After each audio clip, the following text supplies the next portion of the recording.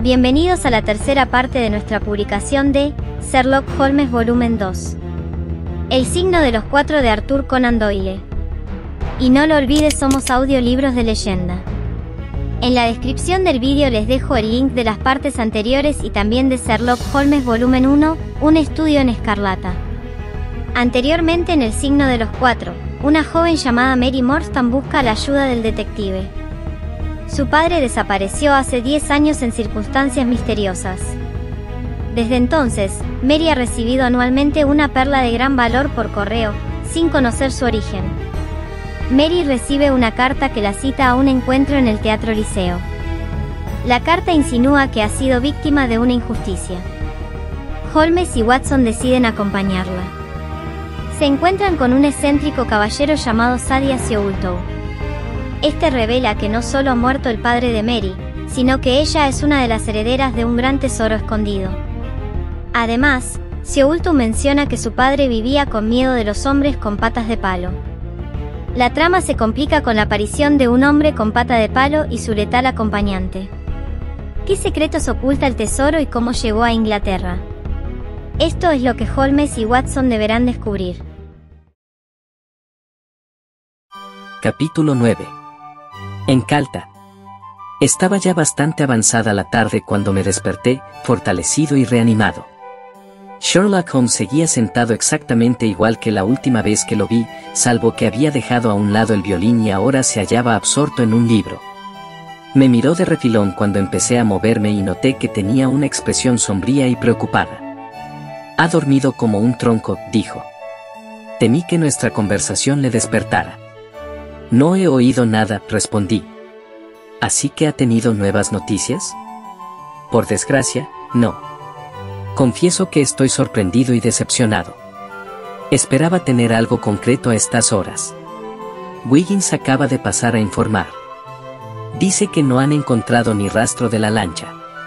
Es un parón irritante, porque cada hora cuenta. ¿Puedo hacer algo? Estoy perfectamente recuperado y listo para otra salida nocturna. No podemos hacer nada. Únicamente esperar. Si salimos, el mensaje puede llegar durante nuestra ausencia y se produciría un retraso. Usted haga lo que quiera, pero yo tengo que quedarme de guardia. En tal caso, me pasaré por Camberwell y le haré una visita a la señora de Cecil Forrester. Me lo pidió ayer.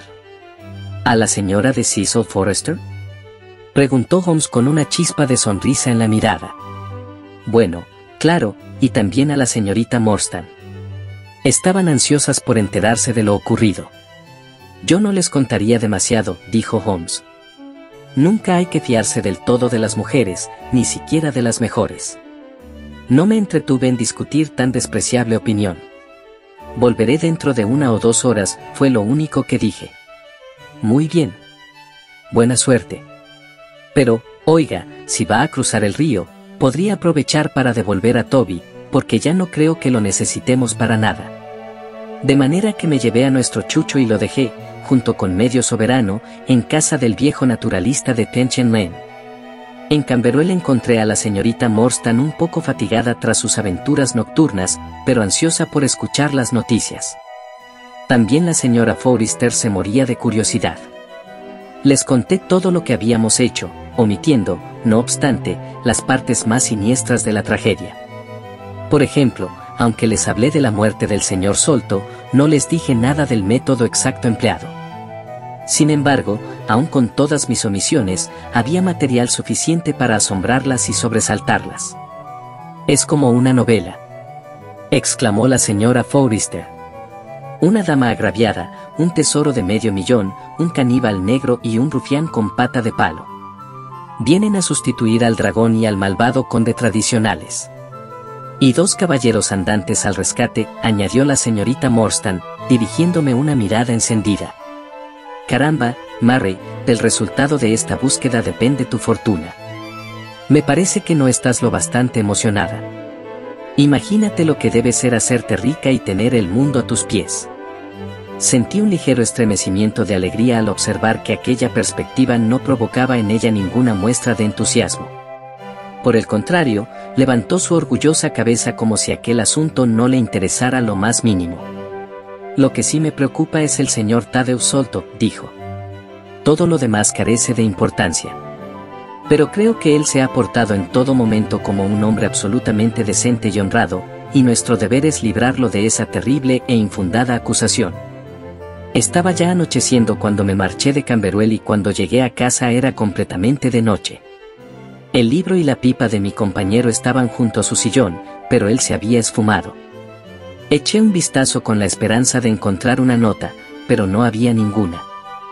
¿Ha salido el señor Holmes?, le pregunté a la señora Hudson cuando entró para bajar las persianas. No, señor. Está en su habitación. ¿Sabe usted, señor?, dijo, bajando la voz hasta convertirla en un impresionante susurro. Temo por su salud. ¿Por qué dice eso, señora Hudson? Es que es tan raro.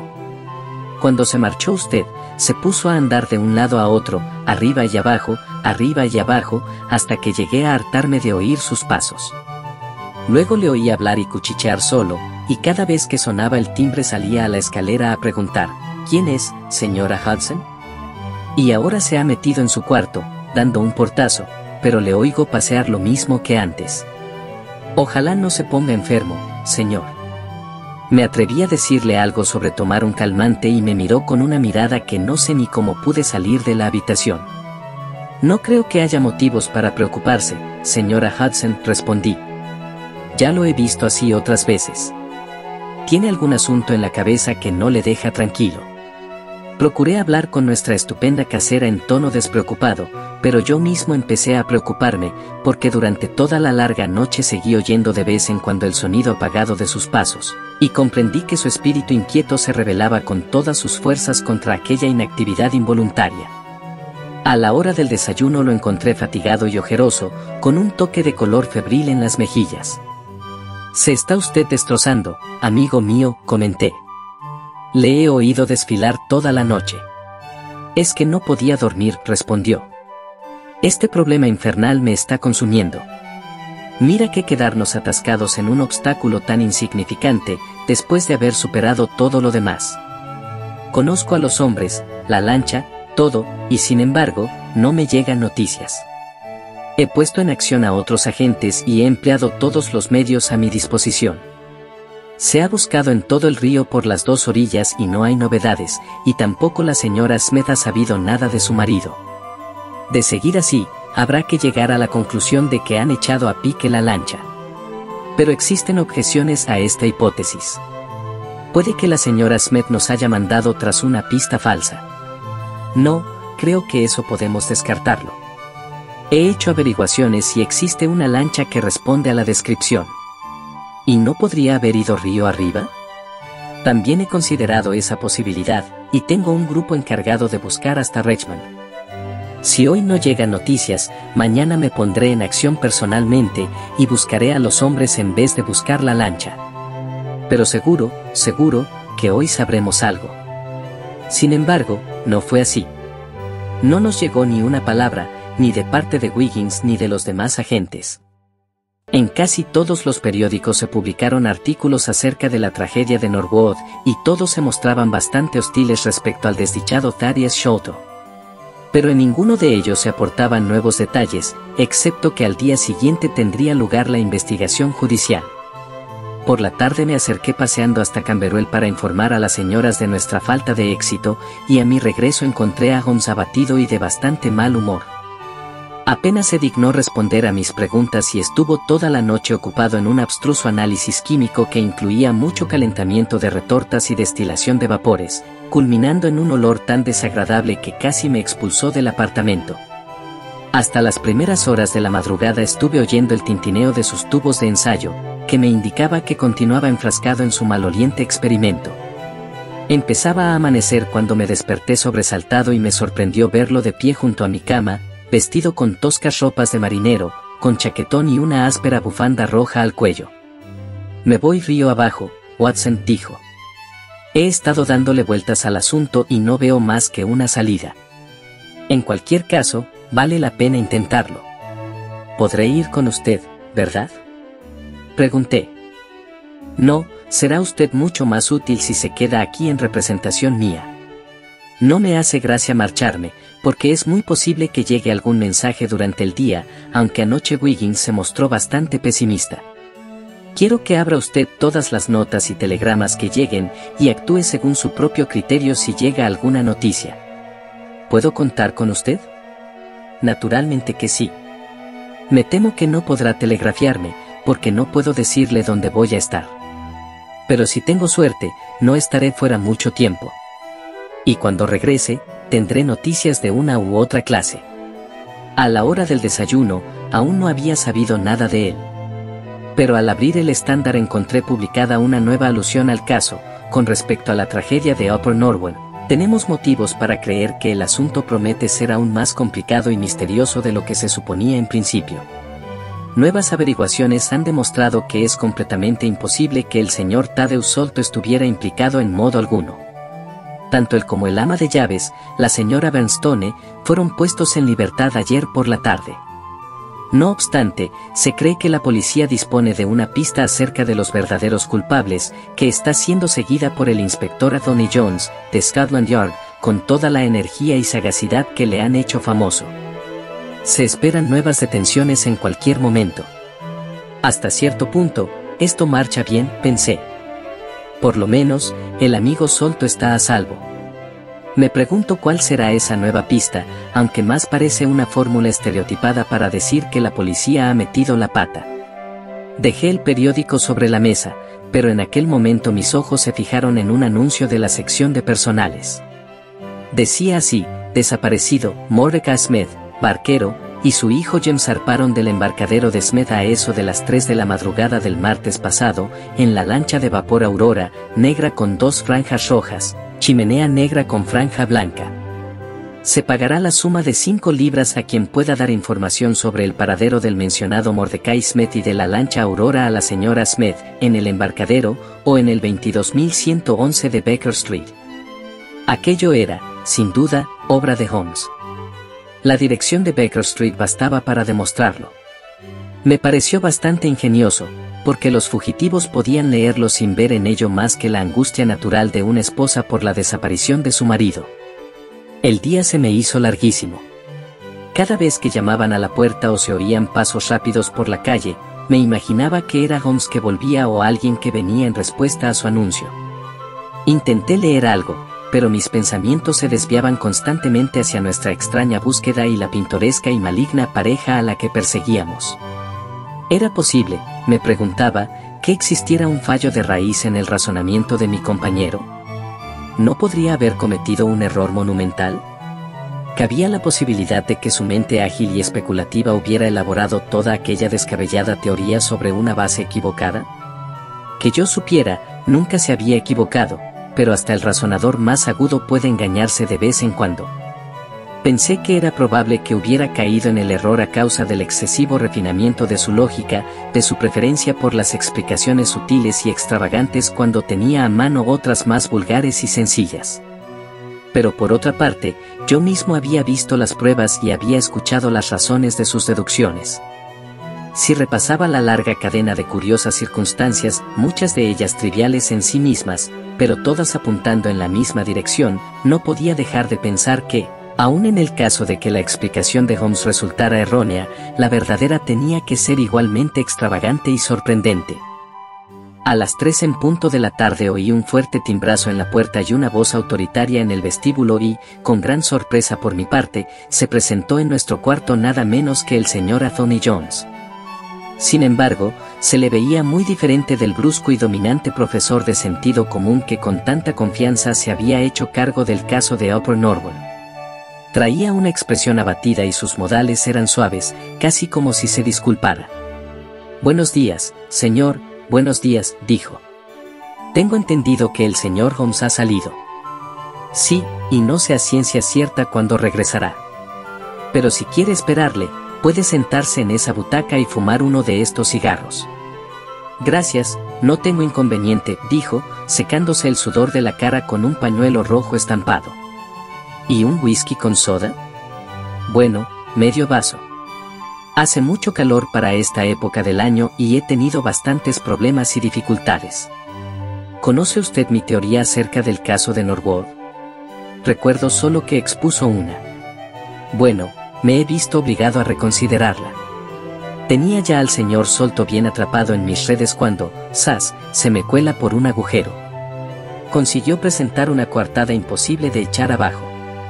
Desde el instante en que salió de la habitación de su hermano, estuvo en todo momento a la vista de una u otra persona, así que no pudo ser él quien trepó por los tejados y se metió por las trampillas. Es un caso muy complicado y me juego en él mi prestigio profesional. Me vendría muy bien una pequeña ayuda. Todos necesitamos ayuda de vez en cuando, dije yo. Su amigo, el señor Sherlock Holmes, es un hombre maravilloso, dijo en tono ronco y confidencial. No hay quien pueda con él. He visto a ese jovencito meter la nariz en un buen montón de casos, y aún no ha habido un caso en el que no haya podido arrojar algo de luz. Sus métodos son irregulares, y tal vez se precipita un poco al inventar teorías, pero, en conjunto, creo que habría sido un policía muy prometedor, y no me importa decirlo.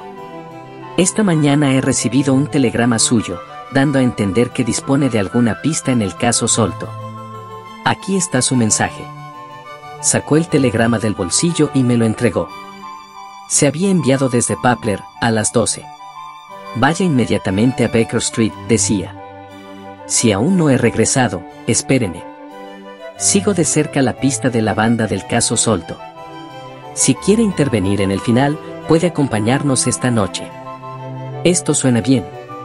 Está claro que ha vuelto a encontrar el rastro, dije. Ah, entonces es que también él había fallado, exclamó Jones, con evidente satisfacción. Hasta los mejores nos despistamos alguna que otra vez. Claro que esto podría ser una falsa alarma, pero mi deber como agente de la ley es no pasar por alto ninguna posibilidad. Ah, hay alguien en la puerta. Tal vez sea él. Se oyeron unos pasos inseguros que subían por la escalera, acompañados de fuertes resoplidos y jadeos, como de un hombre que tiene grandes dificultades para respirar. Se detuvo un par de veces, como si el ascenso fuera demasiado fatigoso para él, pero al fin consiguió llegar a nuestra puerta y entrar. Su aspecto cuadraba bien con los sonidos que habíamos oído. Era un hombre de edad avanzada, vestido de marinero, con un viejo chaquetón abotonado hasta el cuello. Tenía la espalda doblada, le temblaban las rodillas y su respiración era dolorosamente asmática. Se apoyaba en un grueso bastón de roble y sus hombros se alzaban con esfuerzo para aspirar aire hacia los pulmones. Llevaba una bufanda de colores tapándole la barbilla y pude ver poco de su cara, aparte de un par de ojos oscuros y penetrantes, enmarcados por unas cejas blancas y pobladas y un par de largas patillas grises. En conjunto, me dio la impresión de un respetable patrón de barco cargado de años y empobrecido. ¿Qué desea, buen hombre?, pregunté. El hombre miró a su alrededor al estilo lento y metódico de los ancianos. ¿Está aquí el señor Sherlock Holmes?, preguntó. No, pero yo actúo en su nombre. Puede darme cualquier mensaje que traiga para él. Tenía que decírselo a él en persona. Pero ya le digo que actúo en su nombre. ¿Es algo referente a la lancha de Mordecai Smith? Sí. Yo sé muy bien dónde está. Y sé dónde están los hombres que busca. Y sé dónde está el tesoro. Lo sé todo. Pues dígamelo y yo se lo haré saber. Tenía que decírselo a él, insistió, con la obstinación petulante de un hombre muy viejo. Pues tendrá que esperar a que venga. Ni hablar. No voy a perder todo un día para dar gusto a nadie.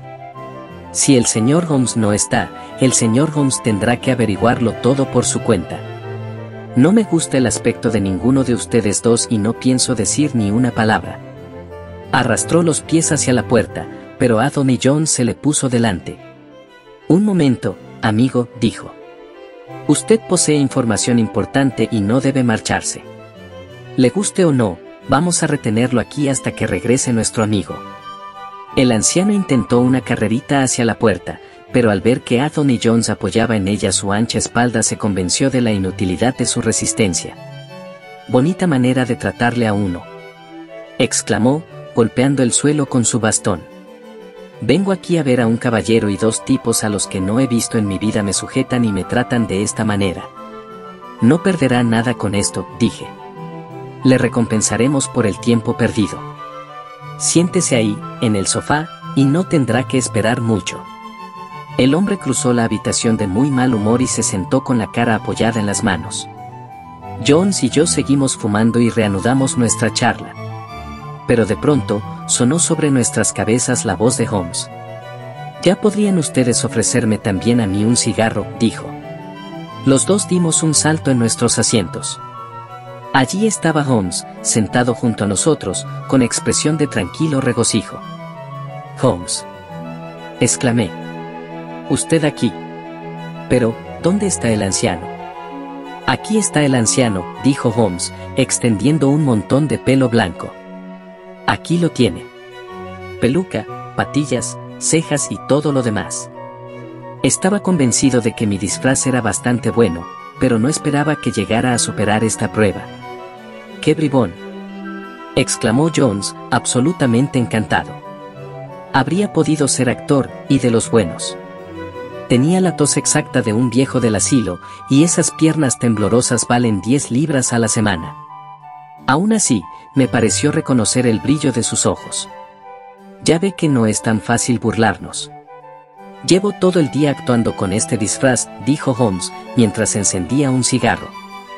«Resulta que ya empieza a conocerme un buen número de miembros de la clase criminal, sobre todo desde que a nuestro amigo, aquí presente, le dio por publicar algunos de mis casos. Así que ya solo puedo recorrer el sendero de guerra bajo algún disfraz sencillo, como este». «¿Recibió usted mi telegrama?» «Sí, por eso he venido». «¿Qué tal va progresando su caso?» «Todo se ha quedado en nada. He tenido que soltar a 2 de mis detenidos y no hay pruebas contra los otros 2. No se preocupe. Le proporcionaremos otros 2 a cambio de esos. Pero tiene usted que ponerse a mis órdenes. Puede usted quedarse con todo el crédito oficial, pero tiene que actuar tal como yo le indique. ¿Está de acuerdo?» «Por completo, si me ayuda a cazar a esos hombres». «Muy bien. En primer lugar, necesitaré una lancha rápida de la policía, una lancha de vapor, que debe estar en el embarcadero de Westminster a las 7 en punto. Eso se arregla fácilmente. Siempre hay una por allí. Pero para estar seguro puedo cruzar la calle y telefonear. También necesitaré 2 hombres fuertes y valientes, por si ofrecen resistencia. Habrá 2 o 3 en la lancha. ¿Qué más? Cuando atrapemos a los hombres, nos haremos con el tesoro.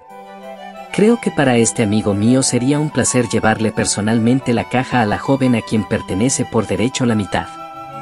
Que sea ella la primera en abrirla. Watson. Sería un gran placer para mí». «Es un procedimiento bastante irregular», dijo Jones, meneando la cabeza.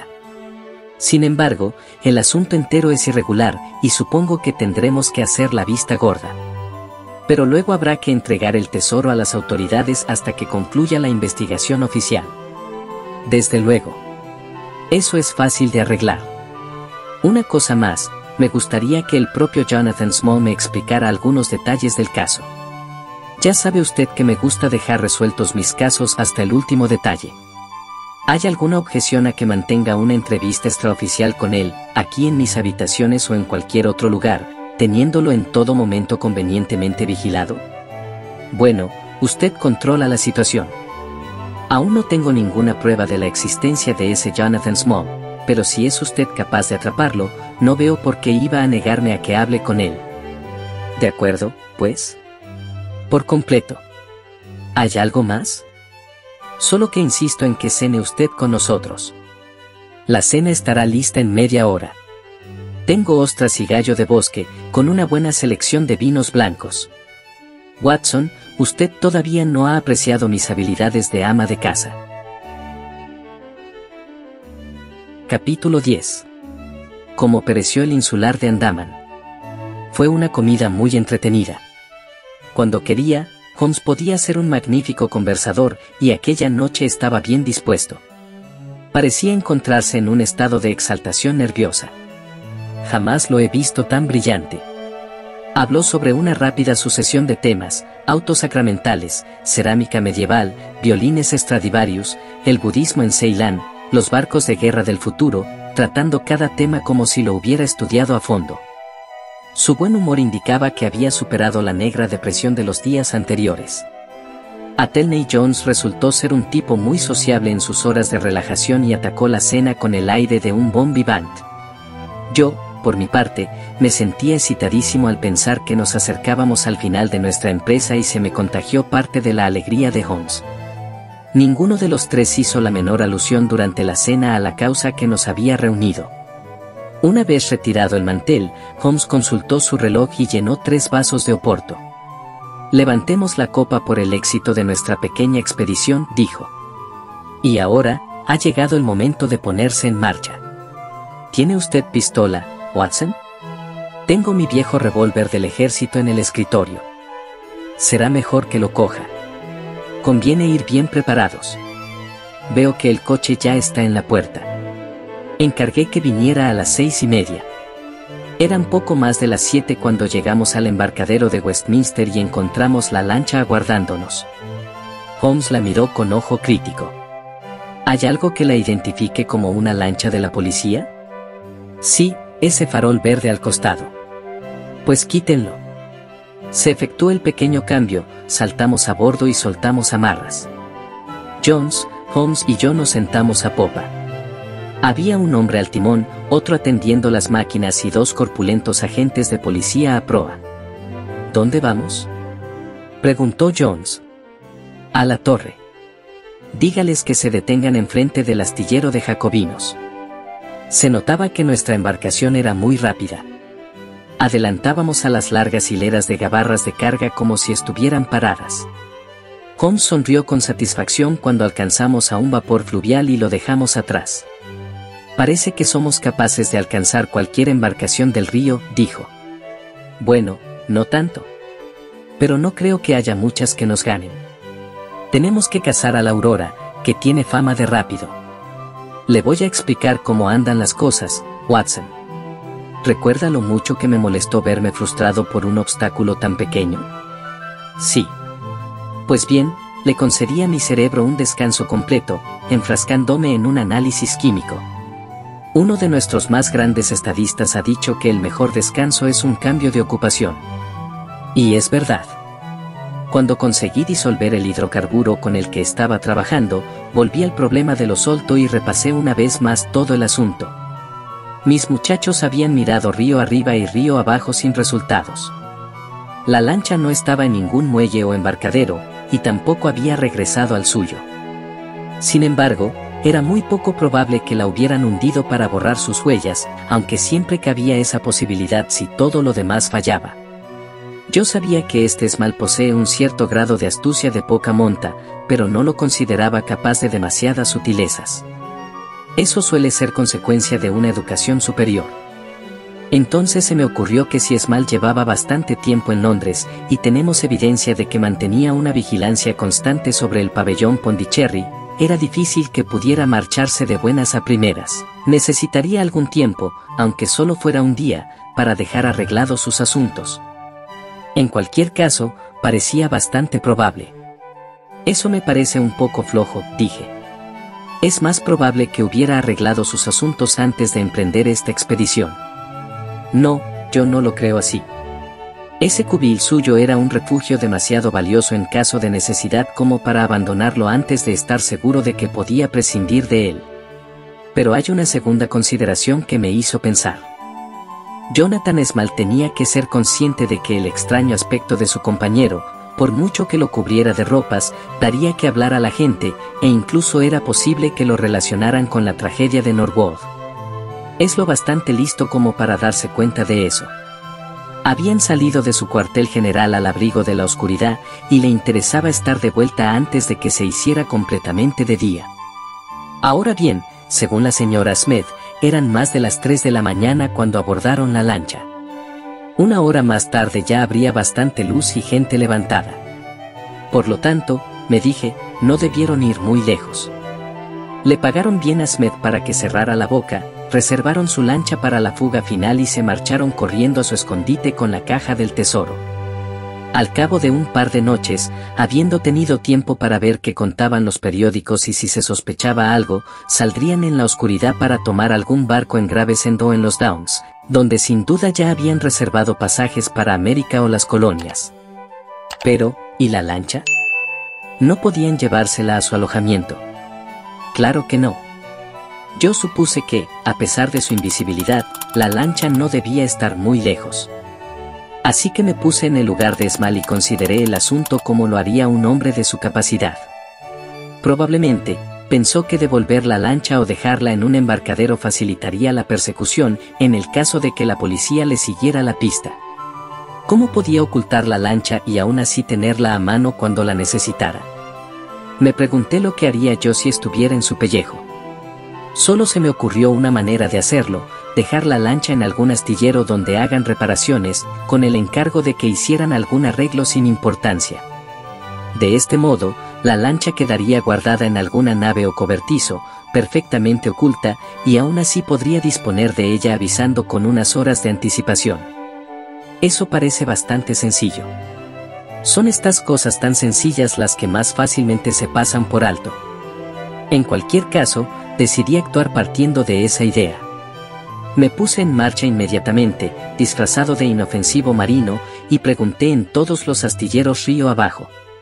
No saqué nada de los 15 primeros, pero en el 16º, el de Jacobson, me enteré de que, 2 días antes, un hombre con pata de palo había llevado allí el Aurora, para que hicieran algún ligero arreglo en el timón.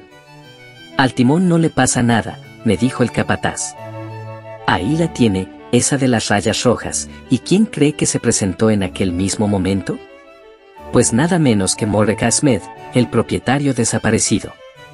Venía en bastante mal estado, a causa de la bebida. Como es natural, yo no le habría reconocido, pero iba voceando a grito pelado su nombre y el nombre de la lancha. La quiero para esta noche a las 8, dijo. ¿A las 8 en punto, se entera? Tengo 2 caballeros a los que no les gusta esperar. Estaba claro que le habían pagado bien, porque tenía dinero en abundancia y estuvo repartiendo chelines a los hombres. Lo seguí durante un trecho, pero se metió en una taberna, así que volví al astillero. Por el camino tuve la suerte de encontrarme con uno de mis muchachos y lo dejé de guardia, vigilando la lancha. Tiene instrucciones de quedarse en la orilla y hacer ondear su pañuelo cuando zarpen. Nosotros estaremos al acecho en medio de la corriente y raro será que no logremos atrapar a esos hombres, con tesoro y todo. Lo tiene todo muy bien planeado, tanto si son los hombres que buscamos como si no, dijo Jones. Pero si el asunto estuviera en mis manos, habría situado un destacamento de policía en el astillero de Jacobson, para detenerlos en cuanto aparecieran. Es decir, nunca.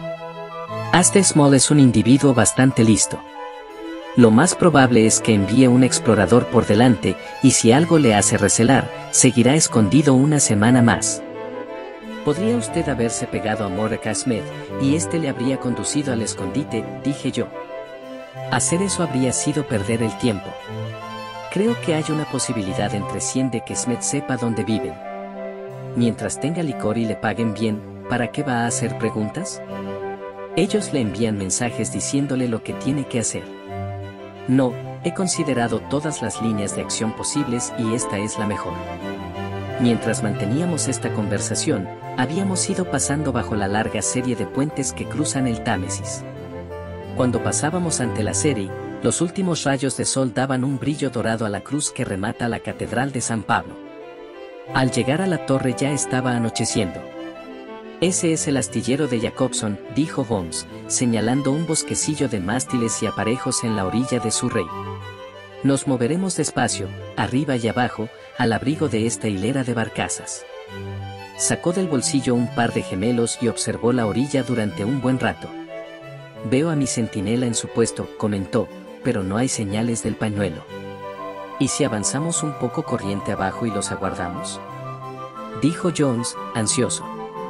Todos nos sentíamos ansiosos a esas alturas, incluso los policías y los fogoneros, que tenían una idea muy vaga de lo que estaba ocurriendo. No estamos en condiciones de dar nada por supuesto, respondió Holmes. Desde luego, hay 10 posibilidades contra una de que vayan río abajo, pero no podemos estar seguros. Desde aquí podemos ver la entrada del astillero, y es difícil que ellos nos vean. La noche va a ser clara, con bastante luz. Tenemos que quedarnos donde estamos. Miren qué hormigueo de gente hay allí enfrente, a la luz de las farolas.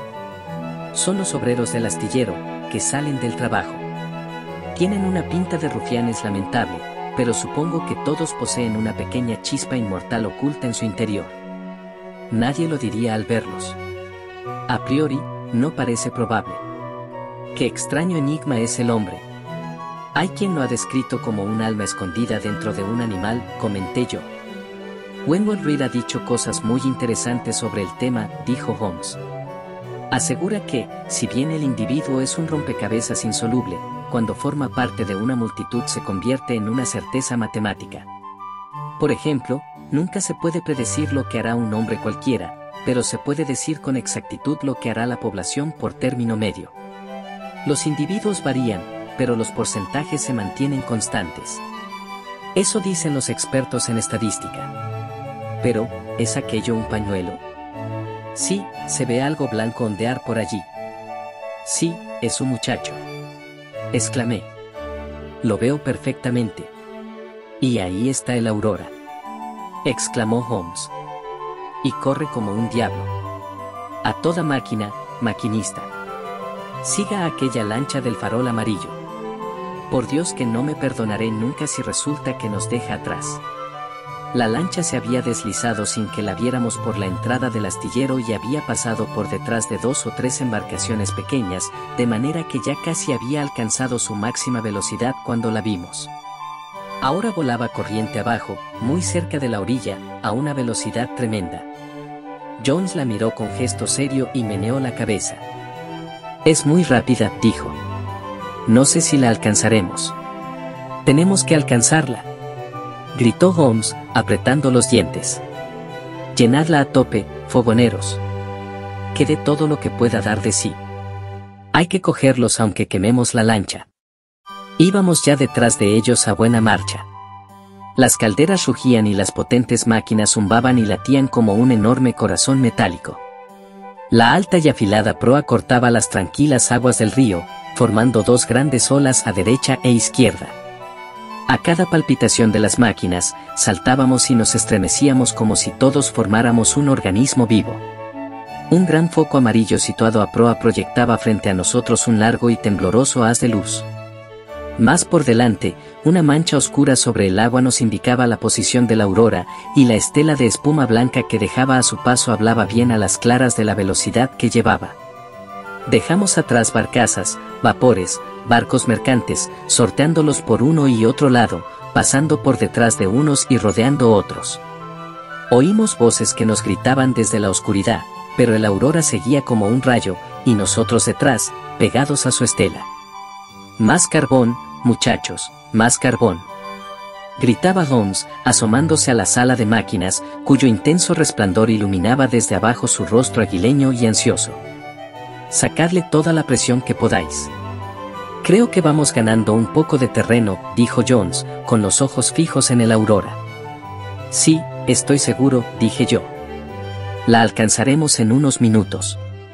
Pero en aquel momento, como por obra de la fatalidad, un remolcador que arrastraba 3 barcazas se interpuso entre nosotros. Conseguimos evitar la colisión dando un brusco giro al timón, pero antes de que pudiéramos rodearlo y recuperar el rumbo, el Aurora nos había sacado sus buenas 200 yardas de ventaja. Aún así, todavía lo teníamos al alcance de la vista, y el turbio e incierto crepúsculo se iba transformando en una noche clara y estrellada. Llevábamos las calderas forzadas al máximo, y el frágil cascarón vibraba y crujía a causa de la furiosa energía que nos impulsaba. Recorrimos a toda marcha el Pool, dejando atrás el muelle de las Indias Occidentales, bajamos por el largo canal de Deptford y lo volvimos a subir después de rodear la isla de los Perros. Por fin, la mancha borrosa que veíamos delante fue cobrando forma hasta transformarse en la elegante silueta de la aurora.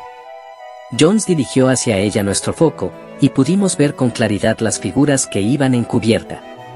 Había un hombre sentado a popa, inclinado sobre algo negro que llevaba entre las rodillas.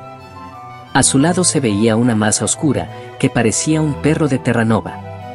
El muchacho manejaba la caña del timón y, recortado contra el resplandor rojo de la máquina, pude distinguir al viejo Smed, desnudo de cintura para arriba y paleando carbón como si le fuera la vida en ello. Al principio, puede que hubieran tenido alguna duda acerca de si verdaderamente los íbamos persiguiendo o no, pero ahora que seguíamos cada uno de sus giros y sus curvas ya no podía caber duda alguna. A la altura de Greenwich nos llevaban una ventaja de unos 300 pasos. Al llegar a Blackwall, ya no eran más que 250. A lo largo de mi accidentada carrera, he perseguido y cazado el Pooles, el tramo del Támesis comprendido entre el puente de Londres y el puente de Cuckolds. Muchos animales en muchos países, pero ninguna cacería me había producido una excitación tan frenética como la de aquella enloquecida caza del hombre, volando Támesis abajo. Poco a poco, metro a metro, les fuimos ganando terreno. En el silencio de la noche se oían los jadeos y golpeteos de sus máquinas. El hombre de popa seguía agachado sobre la cubierta y movía los brazos como si estuviera haciendo algo. De cuando en cuando, levantaba la mirada y medía con la vista la distancia que aún nos separaba. Mientras remontábamos de nuevo el río a poca velocidad, enfocamos nuestro proyector en todas direcciones, pero no vimos ni rastro del isleño. En algún lugar del fondo del Támesis, entre el fango negro, yacen los huesos de aquel extraño visitante de nuestras costas. «Mire esto», dijo Holmes, señalando la escotilla de madera. «Parece que no fuimos lo bastante rápidos con nuestras pistolas». Efectivamente, justo detrás de donde nosotros habíamos estado, se había clavado uno de aquellos dardos asesinos que conocíamos tan bien. Debió pasar zumbando entre nosotros cuando disparamos. Holmes sonrió y se encogió de hombros con su característico aire despreocupado, pero yo tengo que confesar que me dieron mareos al pensar en la horrible muerte que tan cerca de nosotros había pasado aquella noche. Capítulo 11. El tesoro de Agra. Nuestro prisionero estaba sentado en el camarote, enfrente de la caja de hierro por cuya posesión tanto se había esforzado y tanto tiempo había aguardado. Era un sujeto curtido por el sol, de mirada temeraria, con rasgos de color caoba surcados por una red de líneas y arrugas que daban fe de una vida dura al aire libre. Su mandíbula barbuda era particularmente saliente, lo cual indicaba que se trataba de un hombre al que no era fácil desviar de sus propósitos. Debía de tener unos 50 años, más o menos, porque entre sus cabellos negros y ensortijados asomaban numerosas mechas grises. Su rostro no resultaba desagradable cuando estaba en reposo, aunque sus espesas cejas y su agresiva mandíbula le daban, como habíamos tenido ocasión de comprobar, una expresión terrible cuando se enfurecía. En aquel momento estaba sentado, apoyando en el regazo las manos esposadas y con la cabeza caída sobre el pecho, mirando con ojos ansiosos y centelleantes la caja que había sido la causa de todas sus fechorías. Me pareció que había más pena que rabia en su expresión rígida y controlada. Incluso me miró una vez con una especie de brillo divertido en los ojos. «Bueno, Jonathan Small», dijo Holmes, encendiendo un cigarro. «Lamento que todo haya acabado así». «También lo lamento yo, señor», respondió Small con franqueza. «Pero no creo que me puedan colgar por esto. Le doy mi palabra, sobre la Biblia, de que no levanté la mano contra el señor Solto. Fue ese pequeño diablo de Tonga, que le disparó uno de sus malditos dardos. Yo no participé en ello, señor. Me dolió como si se hubiera tratado de un pariente mío. Azoté al pequeño diablo con el extremo suelto de la cuerda, pero ya estaba hecho y yo no podía remediarlo». «Tenga un cigarro», dijo Holmes. «Y lo mejor será que eche un trago de este frasco, porque está usted empapado». ¿Cómo esperaba que un hombre tan pequeño y débil como ese negro dominara al señor Solto y lo inmovilizara mientras usted trepaba por la cuerda? Parece que sabe usted lo que ocurrió como si hubiera estado allí. La verdad es que esperaba encontrar la habitación vacía. Conocía bastante bien las costumbres de la casa y sabía que Solto solía bajar a cenar a aquella hora. No pienso andarme con secretos. Como mejor puedo defenderme es diciendo la pura verdad. Eso sí, si se hubiera tratado del viejo comandante, no me importaría nada que me ahorcaran por haberlo matado. Lo habría acuchillado con la misma tranquilidad con que me fumo este cigarro. Pero es una mala faena ir a prisión por la muerte de ese joven solto, con el que no tenía ninguna cuenta pendiente. Se encuentra usted en manos del inspector Anthony Jones, de Scotland Yard. Va a llevarlo a mi domicilio, y le voy a pedir que me cuente toda la verdad de lo ocurrido. Le conviene ser sincero, porque si lo es, tal vez yo pueda ayudarle. Creo poder demostrar que el veneno actúa con tal rapidez que Solto ya estaba muerto antes de que usted llegara a la habitación. Ya lo creo que lo estaba.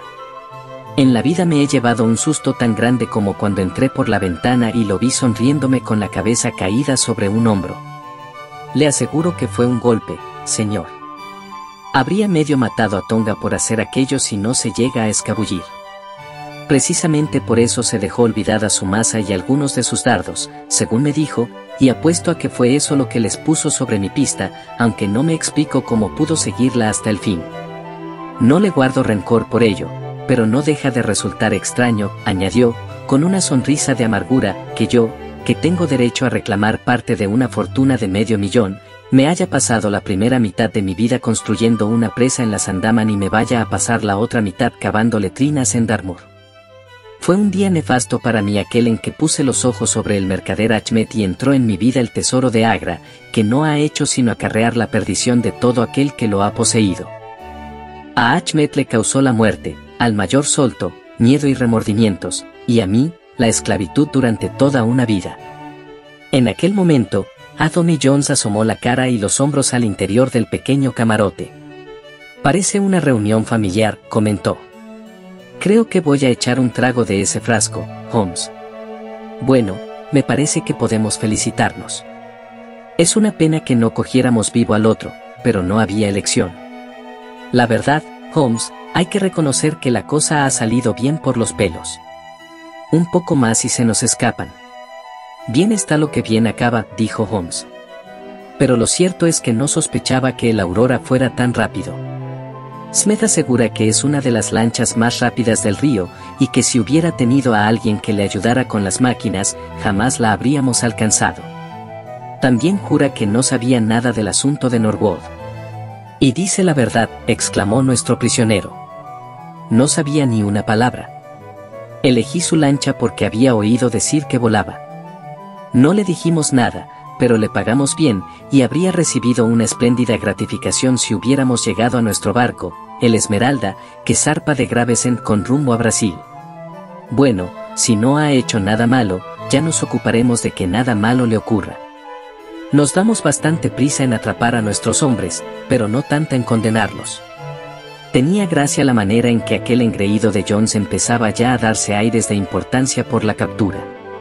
Por la leve sonrisa que asomó al rostro de Sherlock Holmes, comprendí que no le habían pasado inadvertidas aquellas palabras. Estamos a punto de llegar al puente de Vauxhall, dijo Jones. Allí desembarcaremos al Dr. Watson con la caja del tesoro. No hace falta que le diga que asumo una gran responsabilidad al hacer esto. Es algo muy irregular, pero un trato es un trato. No obstante, dado el valor del cargamento, tengo el deber de hacer que le acompañe un inspector. Irá en coche, ¿verdad? Sí, en coche. Es una pena que no tengamos la llave para hacer antes un inventario. Tendrán ustedes que forzar el cierre. ¿Dónde está la llave, señor mío? En el fondo del río, respondió Small escuetamente. No sé por qué tenía que causarnos esta dificultad innecesaria.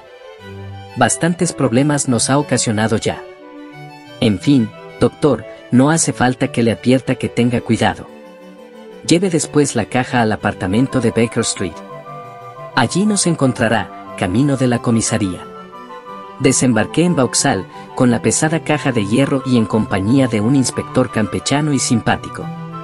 Un coche nos llevó en un cuarto de hora a casa de la señora de Cecil Forrester. La sirvienta parecía sorprendida de que llegara una visita tan tarde. Nos explicó que la señora Forrester había salido y era probable que regresara muy tarde. Pero la señorita Morstan sí que estaba en la sala de estar, y a la sala me fui, con la caja en la mano, dejando al considerado inspector en el coche. Mary Morstan estaba sentada junto a una ventana abierta, con un vestido de algún tejido diáfano y blanco, con ligeros toques escarlatas en el cuello y la cintura. La suave luz de una lámpara de pantalla caía sobre la figura recostada en un sillón de mimbre, creando efectos en su rostro dulce y serio y arrancando apagados brillos metálicos a los hermosos rizos de su espléndida cabellera. Un brazo blanco y su mano colgaban al costado del sillón, y toda su figura y su actitud denotaban una profunda melancolía. Sin embargo, al oír mis pisadas se puso en pie de un salto y un vivo rubor de sorpresa y placer coloreó sus pálidas mejillas. Oí que se detenía un coche, dijo, y pensé que era la señora Forrester, que regresaba antes de lo previsto, pero no imaginaba que pudiera ser usted. ¿Qué noticias me trae? Le traigo algo mejor que noticias, dije, poniendo la caja sobre la mesa y hablando en tono animado y jovial, aunque por dentro tenía el corazón encogido. Le he traído algo que vale más que todas las noticias del mundo. Le he traído una fortuna. Ella miró la caja de hierro. ¿De modo que ese es el tesoro?, preguntó con bastante frialdad. Sí, el gran tesoro de Agra. La mitad es suya, y la otra mitad de Tadeusz Solto. Les tocarán unas 200.000 libras a cada uno. Piense en eso. Una renta anual de 10.000 libras. Habrá pocas muchachas más ricas en Inglaterra. ¿No es estupendo? Es bastante posible que me excediera en mis manifestaciones de alegría y que ella detectara un tonillo falso en mis felicitaciones, porque vi que alzaba un poco las cejas y me miraba con curiosidad. Si lo he conseguido, dijo, ha sido gracias a usted. No, respondí. A mí, no. Gracias a mi amigo Sherlock Holmes. Aunque hubiera puesto en ello toda mi voluntad, yo jamás habría podido seguir un rastro que incluso ha puesto a prueba su genio analítico. Lo cierto es que casi se nos escapan en el último momento. Por favor, siéntese y cuéntemelo todo, Dr. Watson, dijo ella.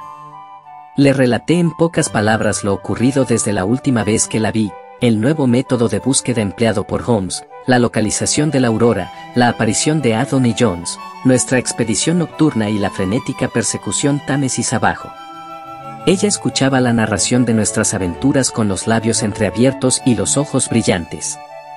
Cuando mencioné el dardo que nos había fallado por tan poco, se puso tan pálida que temí que estuviera a punto de desmayarse.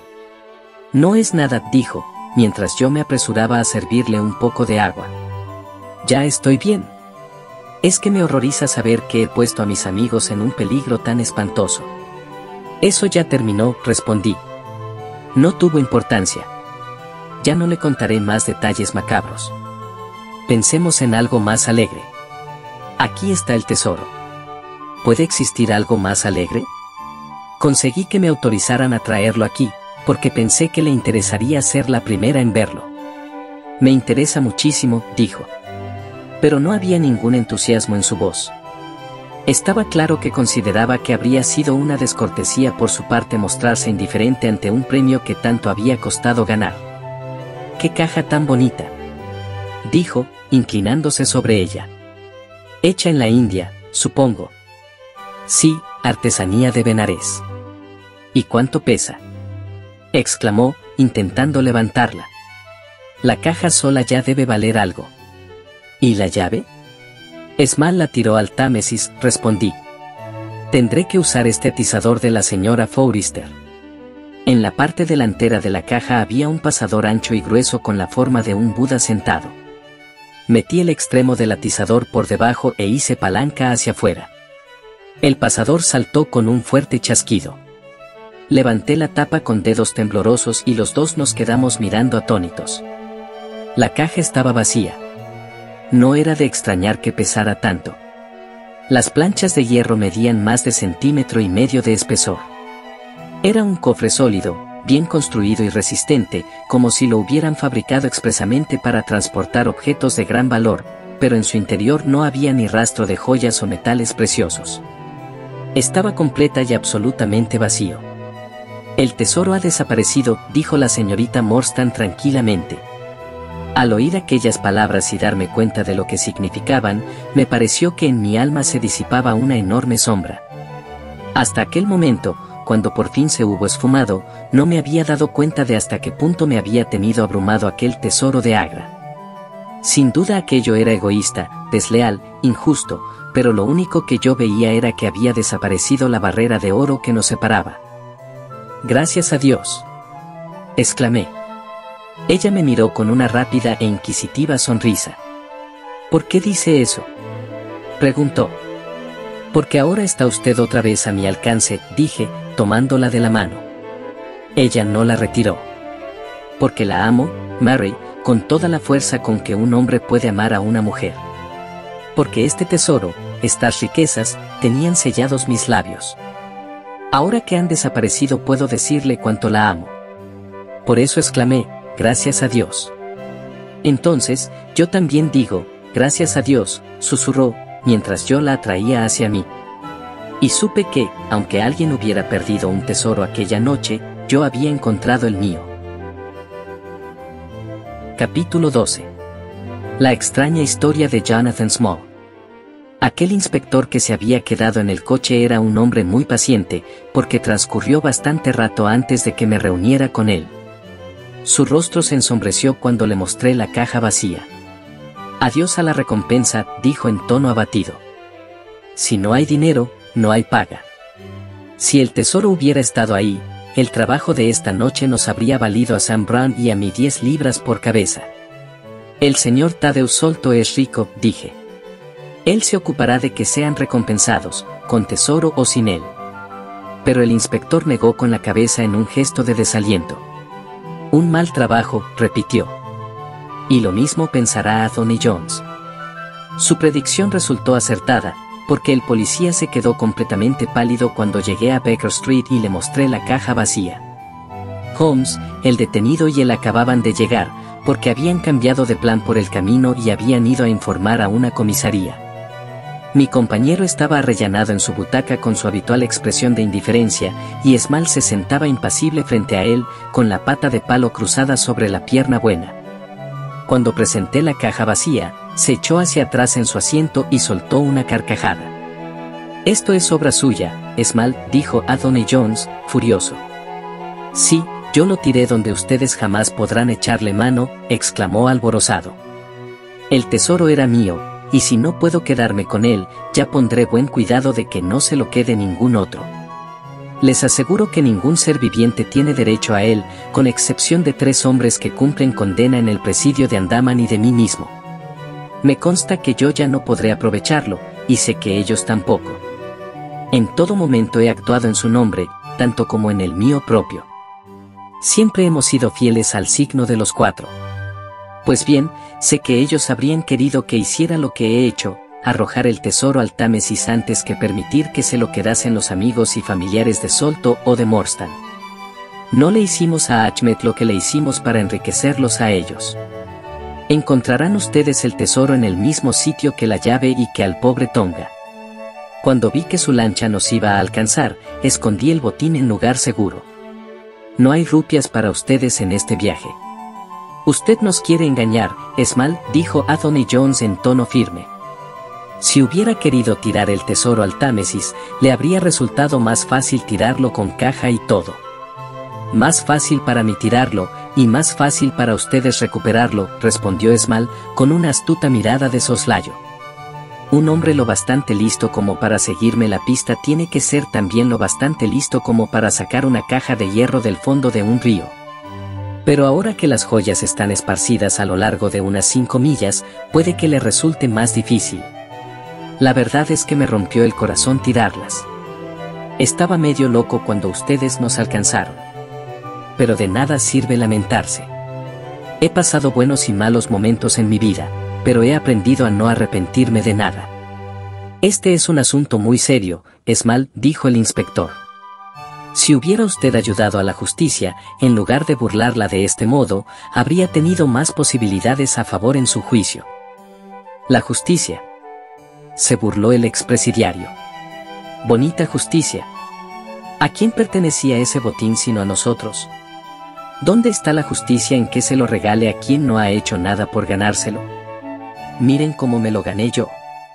20 largos años en aquel pantano plagado de fiebres, trabajando todo el día en los manglares y encadenado toda la noche en las mugrientas barracas de los presos, comido por los mosquitos, atormentado por la fiebre intermitente, sufriendo los abusos de todos aquellos malditos policías negros, encantados de poder ajustarle las cuentas a un blanco. Así me gané el tesoro de Agra, y ustedes me hablan de justicia porque no puedo soportar la idea de haber pagado este precio solo para que otro lo disfrute. Antes me dejaría colgar una docena de veces, o que me clavaran en la piel uno de los dardos de Tonga, que vivir en una celda de la cárcel sabiendo que otro vive cómodamente en un palacio con el dinero que debería haber sido mío. Esmal había dejado caer su máscara de estoicismo, y todo este discurso lo soltó en un furioso torbellino de palabras, con los ojos echando llamas y haciendo chocar las esposas con los apasionados movimientos de sus manos. Al contemplar la furia y el ardor de aquel hombre, comprendí que no era nada infundado ni ridículo el terror que se había apoderado del mayor Solto al enterarse de que el agraviado presidiario le seguía la pista. «Olvida usted que no sabemos nada de todo eso», dijo Holmes tranquilamente.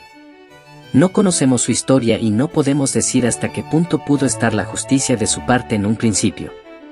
Mire, señor, usted me habla con mucha amabilidad, aunque me doy perfecta cuenta de que es a usted a quien debo estos grilletes que llevo en las muñecas. Aún así, no le guardo rencor por ello. Ha jugado limpio, con las cartas encima de la mesa. Si quiere escuchar mi historia, no tengo ningún motivo para callármela.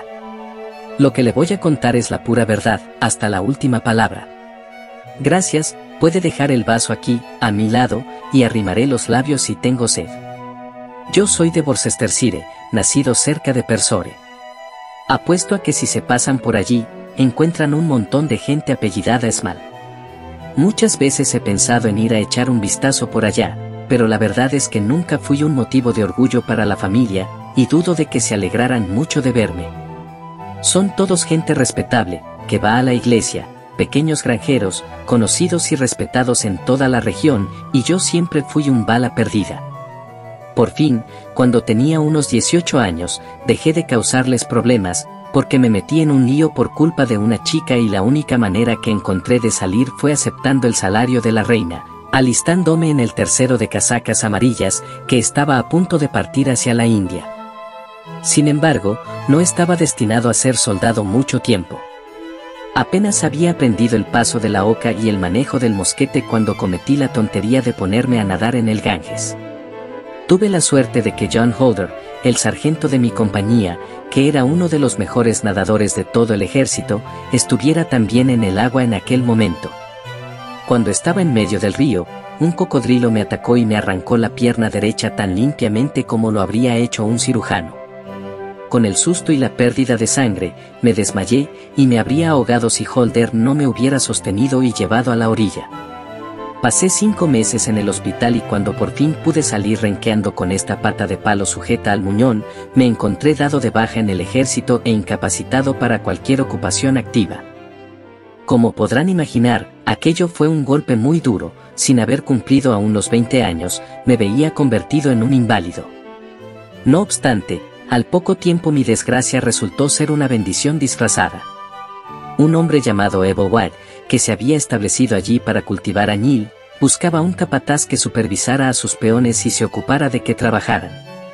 Dio la casualidad de que era amigo de nuestro coronel, el cual se había interesado por mí desde mi accidente. Para abreviar la historia, el coronel me recomendó encarecidamente para el puesto y, como la mayor parte del trabajo se hacía a caballo, mi pierna no era un grave inconveniente porque me sujetaba perfectamente a la silla con la rodilla.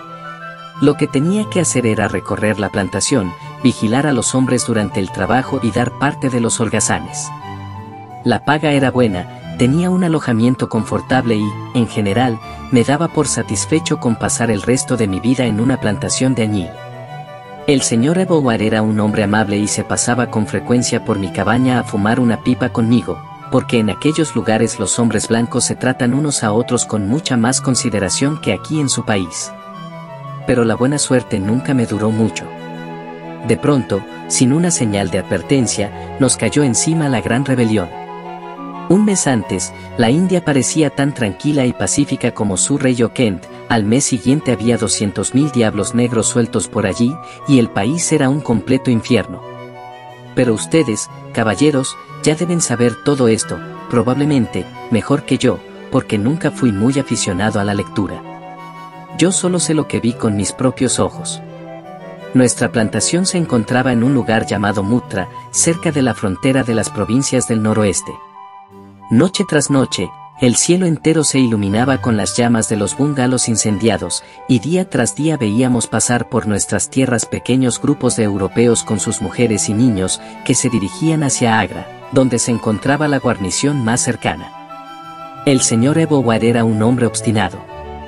Se le había metido en la cabeza que estaban exagerando el asunto y que la insurrección se extinguiría tan de golpe como había estallado. Y se quedó sentado en su terraza, bebiendo vasos de whisky con soda y fumando puros, mientras el país ardía a su alrededor. Como es natural, Dawson y yo nos quedamos con él. Dawson vivía con su mujer y se encargaba de llevar los libros y la administración. Y un buen día llegó la catástrofe.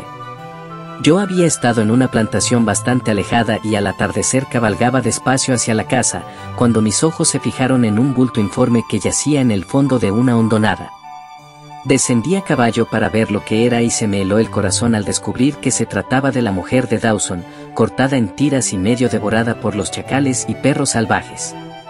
Un poco más adelante, en la carretera, estaba el propio Dawson caído de bruces y completamente muerto, con un revólver vacío en la mano y 4 cipayos tendidos uno sobre otro delante de él.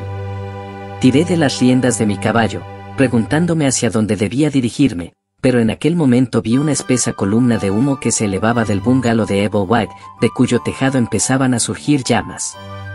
Comprendí que ya no podía hacer nada por mi patrón, y que interviniendo no lograría más que perder yo también la vida. Desde donde me encontraba podía ver cientos de aquellos demonios morenos, todavía vestidos con sus casacas rojas, bailando y aullando en torno a la casa en llamas. Algunos señalaron hacia mí y un par de balas pasaron silbando junto a mi cabeza, así que emprendí la huida a través de los arrozales y aquella misma noche me puse a salvo dentro de los muros de Agra. Sin embargo, pronto quedó claro que allí tampoco se estaba muy seguro. El país entero estaba revuelto como un enjambre de abejas. Allí donde los ingleses conseguían reunirse en pequeños grupos, podían mantener el terreno justo hasta donde alcanzaban sus fusiles. En todos los demás sitios eran fugitivos indefensos. Fue una lucha de millones contra centenares, y lo más sangrante del asunto era que aquellos hombres contra los que luchábamos, infantería, caballería y artillería, eran nuestras propias tropas selectas, soldados a los que habíamos enseñado y preparado nosotros, que manejaban nuestras propias armas y utilizaban nuestros propios toques de corneta. En Agra estaban el tercero de fusileros bengalíes, algunos sikhs, 2 compañías de caballería y una batería de artillería. Se había formado también un cuerpo voluntario de empleados y comerciantes, y a él me incorporé con mi pata de palo y todo. A principios de julio hicimos una salida para enfrentarnos con los rebeldes en Sagunje, y los hicimos retroceder por algún tiempo, pero se nos acabó la pólvora y tuvimos que volver a refugiarnos en la ciudad. De todas partes nos llegaban las peores noticias, lo cual no es de extrañar, porque si miran ustedes el mapa verán que nos encontrábamos en el corazón mismo del conflicto. Lucknow está a poco más de 100 millas al este, y Kanpur aproximadamente a la misma distancia por el sur. En cualquier dirección de la brújula no había más que torturas, matanzas y atrocidades. Agra es una gran ciudad, en la que proliferan toda clase de fanáticos y feroces adoradores del demonio. Nuestro puñado de hombres habría estado perdido en sus estrechas y tortuosas calles. Así pues, nuestro jefe decidió cruzar el río y tomar posiciones en el viejo fuerte de Agra. No sé si alguno de ustedes, caballeros, habrá leído u oído algo acerca de aquel viejo fuerte. Es un sitio muy extraño, el más extraño que he visto, y eso que he estado en rincones de los más raros. En primer lugar, tiene un tamaño enorme. Yo creo que el recinto debe abarcar varias hectáreas. Hay una parte moderna, donde se instaló toda la guarnición, las mujeres, los niños, las provisiones y todo lo demás, y aún sobraba cantidad de sitio. Pero la parte moderna no es nada, comparada con el tamaño de la parte vieja, donde no iba nadie, y que había quedado abandonada a los escorpiones y los ciempiés. Está toda llena de grandes salas vacías, pasadizos tortuosos y largos pasillos que tuercen a un lado y a otro, de manera que es bastante fácil perderse allí. Por esta razón, casi nunca se metía nadie por aquella parte, aunque de vez en cuando se enviaba un grupo con antorchas a explorar. El río pasa por la parte de delante del viejo fuerte, que así queda protegida, pero por los lados y por detrás hay muchas puertas y, naturalmente, había que vigilarlas, tanto en la parte vieja como en la que ocupaban nuestras tropas. Andábamos escasos de personal y apenas disponíamos de hombres suficientes para controlar las esquinas del edificio y atender los cañones. Así pues, nos resultaba imposible montar una fuerte guardia en cada una de las innumerables puertas. Lo que hicimos fue organizar un cuerpo de guardia central en medio del fuerte y dejar cada puerta a cargo de un hombre blanco y 2 o 3 nativos.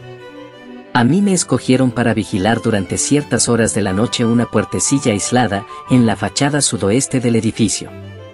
Pusieron bajo mi mando a 2 soldados sikhs y se me ordenó que si ocurría algo disparase mi mosquete, asegurándome que inmediatamente llegaría ayuda desde el cuerpo de guardia central. Pero como el cuerpo de guardia se encontraba a sus buenos 200 pasos de distancia, y el espacio intermedio estaba formado por un laberinto de pasadizos y corredores, yo tenía grandes dudas de que la ayuda pudiera llegar a tiempo en caso de un verdadero ataque. La verdad es que yo me sentía bastante orgulloso de que me hubieran confiado aquella pequeña posición de mando, siendo como era un recluta sin experiencia, y encima cojo. Durante 2 noches monté guardia con mis punjabíes.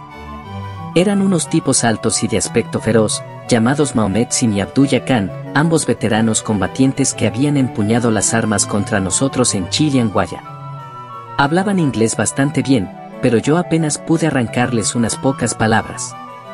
Preferían quedarse juntos y charlar toda la noche en su extraña jerga sikh. Yo solía situarme fuera de la puerta, contemplando el ancho y ondulante río y el centelleo de las luces de la gran ciudad. El redoblar de los tambores, el batir de los timbales y los gritos y alaridos de los rebeldes, ebrios de opio y de bhang, bastaban para que nos acordáramos durante toda la noche de los peligrosos vecinos que teníamos al otro lado del río. Cada 2 horas, el oficial de noche recorría todos los puestos de guardia para asegurarse de que todo iba bien. La tercera noche de mi guardia era oscura y tenebrosa, con una fina y pertinaz llovizna. Era un verdadero fastidio permanecer hora tras hora en la puerta con aquel tiempo. Intenté una y otra vez hacer hablar a mis sikhs, pero sin mucho éxito. A las 2 de la madrugada pasó la ronda, rompiendo por un momento la monotonía de la noche. Viendo que resultaba imposible entablar conversación con mis compañeros, saqué mi pipa y dejé a un lado el mosquete para encender una cerilla. Al instante, los 2 sikhs cayeron sobre mí.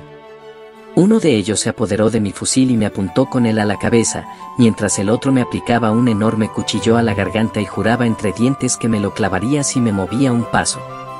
Lo primero que pensé fue que aquellos hombres estaban confabulados con los rebeldes y que aquello era el comienzo de un asalto.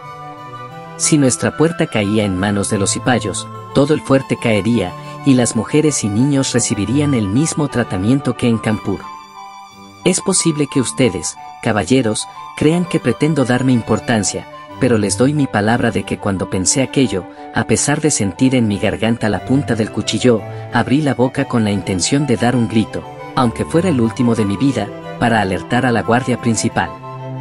El hombre que me sujetaba pareció leer mis pensamientos, porque cuando yo tomaba aliento susurró: «No hagas ningún ruido. El fuerte está seguro. No hay perros rebeldes a este lado del río». Se notaba en su voz que decía la verdad, y supe que si levantaba la voz era hombre muerto. Podía leerlo en los ojos castaños de aquel hombre. Así que aguardé en silencio, hasta enterarme de lo que querían de mí. «Escúchame, Said», dijo el más alto y feroz de los 2, al que llamaban Abdullah Khan. «O te pones de nuestra parte ahora mismo o tendremos que hacerte callar para siempre. El riesgo que corremos es demasiado grande para que vacilemos. O te unes a nosotros en cuerpo y alma, jurando sobre la cruz de los cristianos, o esta noche tu cuerpo irá a parar al foso y nosotros nos pasaremos a nuestros hermanos del ejército rebelde. No hay término medio. ¿Qué eliges, la vida o la muerte?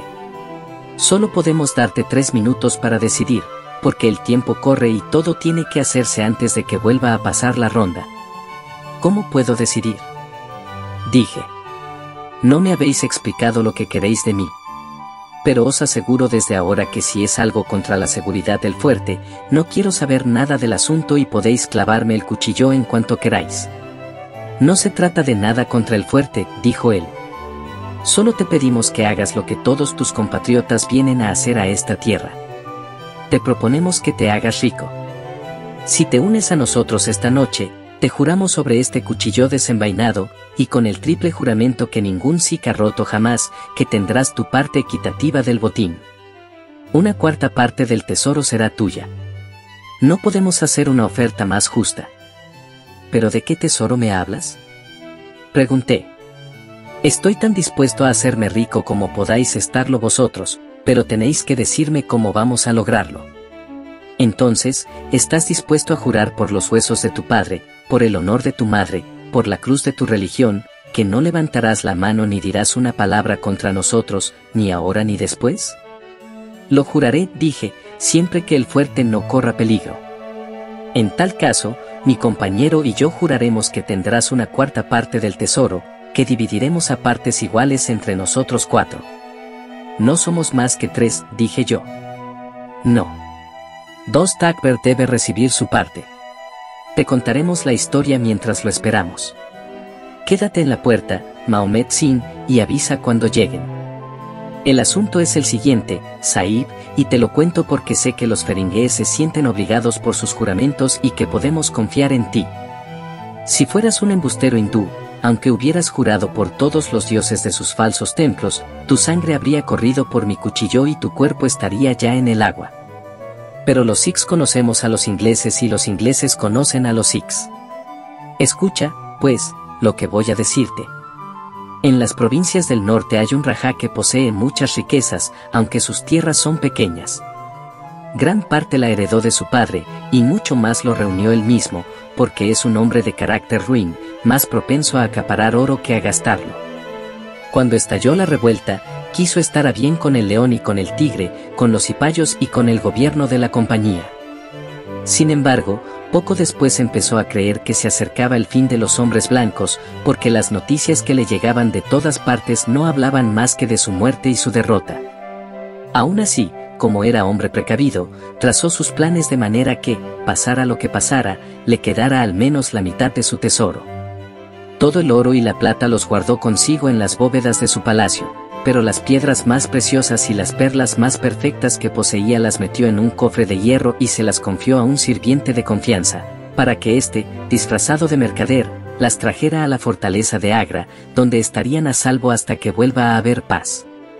Así, si triunfan los rebeldes, él conservará su dinero, pero si vence la compañía, salvará sus joyas. Después de dividir así su tesoro, se sumó a la causa de los cipayos, porque estos eran los más fuertes en torno a sus fronteras. Fíjate, Sahib, en que al hacer esto, su propiedad se convierte en botín legítimo de los que se han mantenido leales. Este falso mercader, que viaja bajo el nombre de Ajmed, se encuentra ahora en la ciudad de Agra y pretende entrar en el fuerte. Lleva como compañero de viaje a mi hermano de leche, Dost Akbar, que conoce su secreto. Dost Akbar le ha prometido guiarle esta noche a una puerta lateral del fuerte, y ha elegido esta para sus propósitos. Está a punto de llegar, y aquí nos encontrará a Mahomet Singh y a mí aguardándolo. Es un lugar solitario y nadie se enterará de su llegada. El mundo no volverá a saber del mercader Ajmed, pero el gran tesoro del Rajá se dividirá entre nosotros. ¿Qué dices a eso, Sahib? En Worcestershire, la vida de un hombre parece algo importante y sagrado, pero la cosa es muy diferente cuando estás rodeado de fuego y sangre y te has acostumbrado a tropezar con la muerte en cada esquina.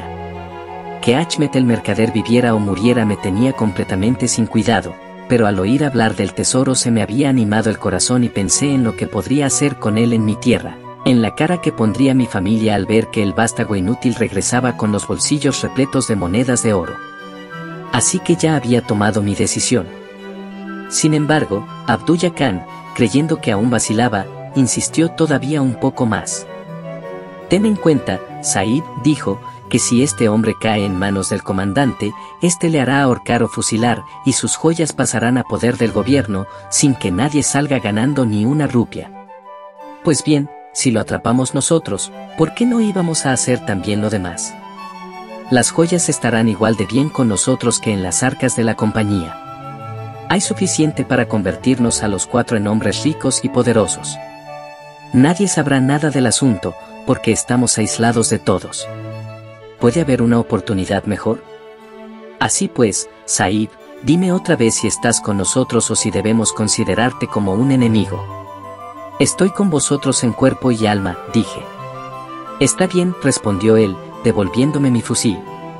Ya ves que nos fiamos de ti, porque creemos que, igual que nosotros, no faltarás a tu palabra. Ahora solo tenemos que esperar a que lleguen mi hermano y el mercader. ¿Sabe tu hermano lo que vais a hacer? Pregunté. El plan es suyo. Él lo ha ideado. Vamos a la puerta a montar guardia junto a Mahomet Sin. La lluvia seguía cayendo insistentemente, porque nos encontrábamos al comienzo de la estación lluviosa.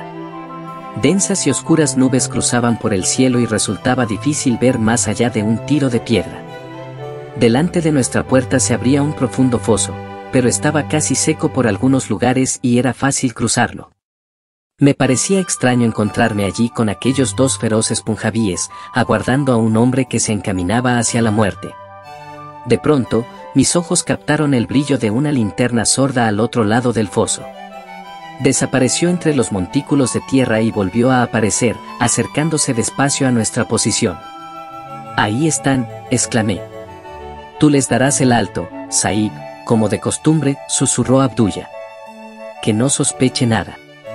Envíalo adentro con nosotros y nosotros haremos el resto mientras tú te quedas aquí de guardia. Ten preparada la linterna, para estar seguros de que es nuestro hombre. La vacilante luz continuaba acercándose, deteniéndose unas veces y avanzando otras, hasta que pude distinguir 2 figuras oscuras al otro lado del foso. Las dejé descender por el terraplén, chapotear a través del fango y trepar hasta la mitad del camino a la puerta, y entonces les di el alto. ¿Quién va?, dije con voz apagada. Somos amigos, me respondieron. Descubrí mi linterna y proyecté un chorro de luz sobre ellos.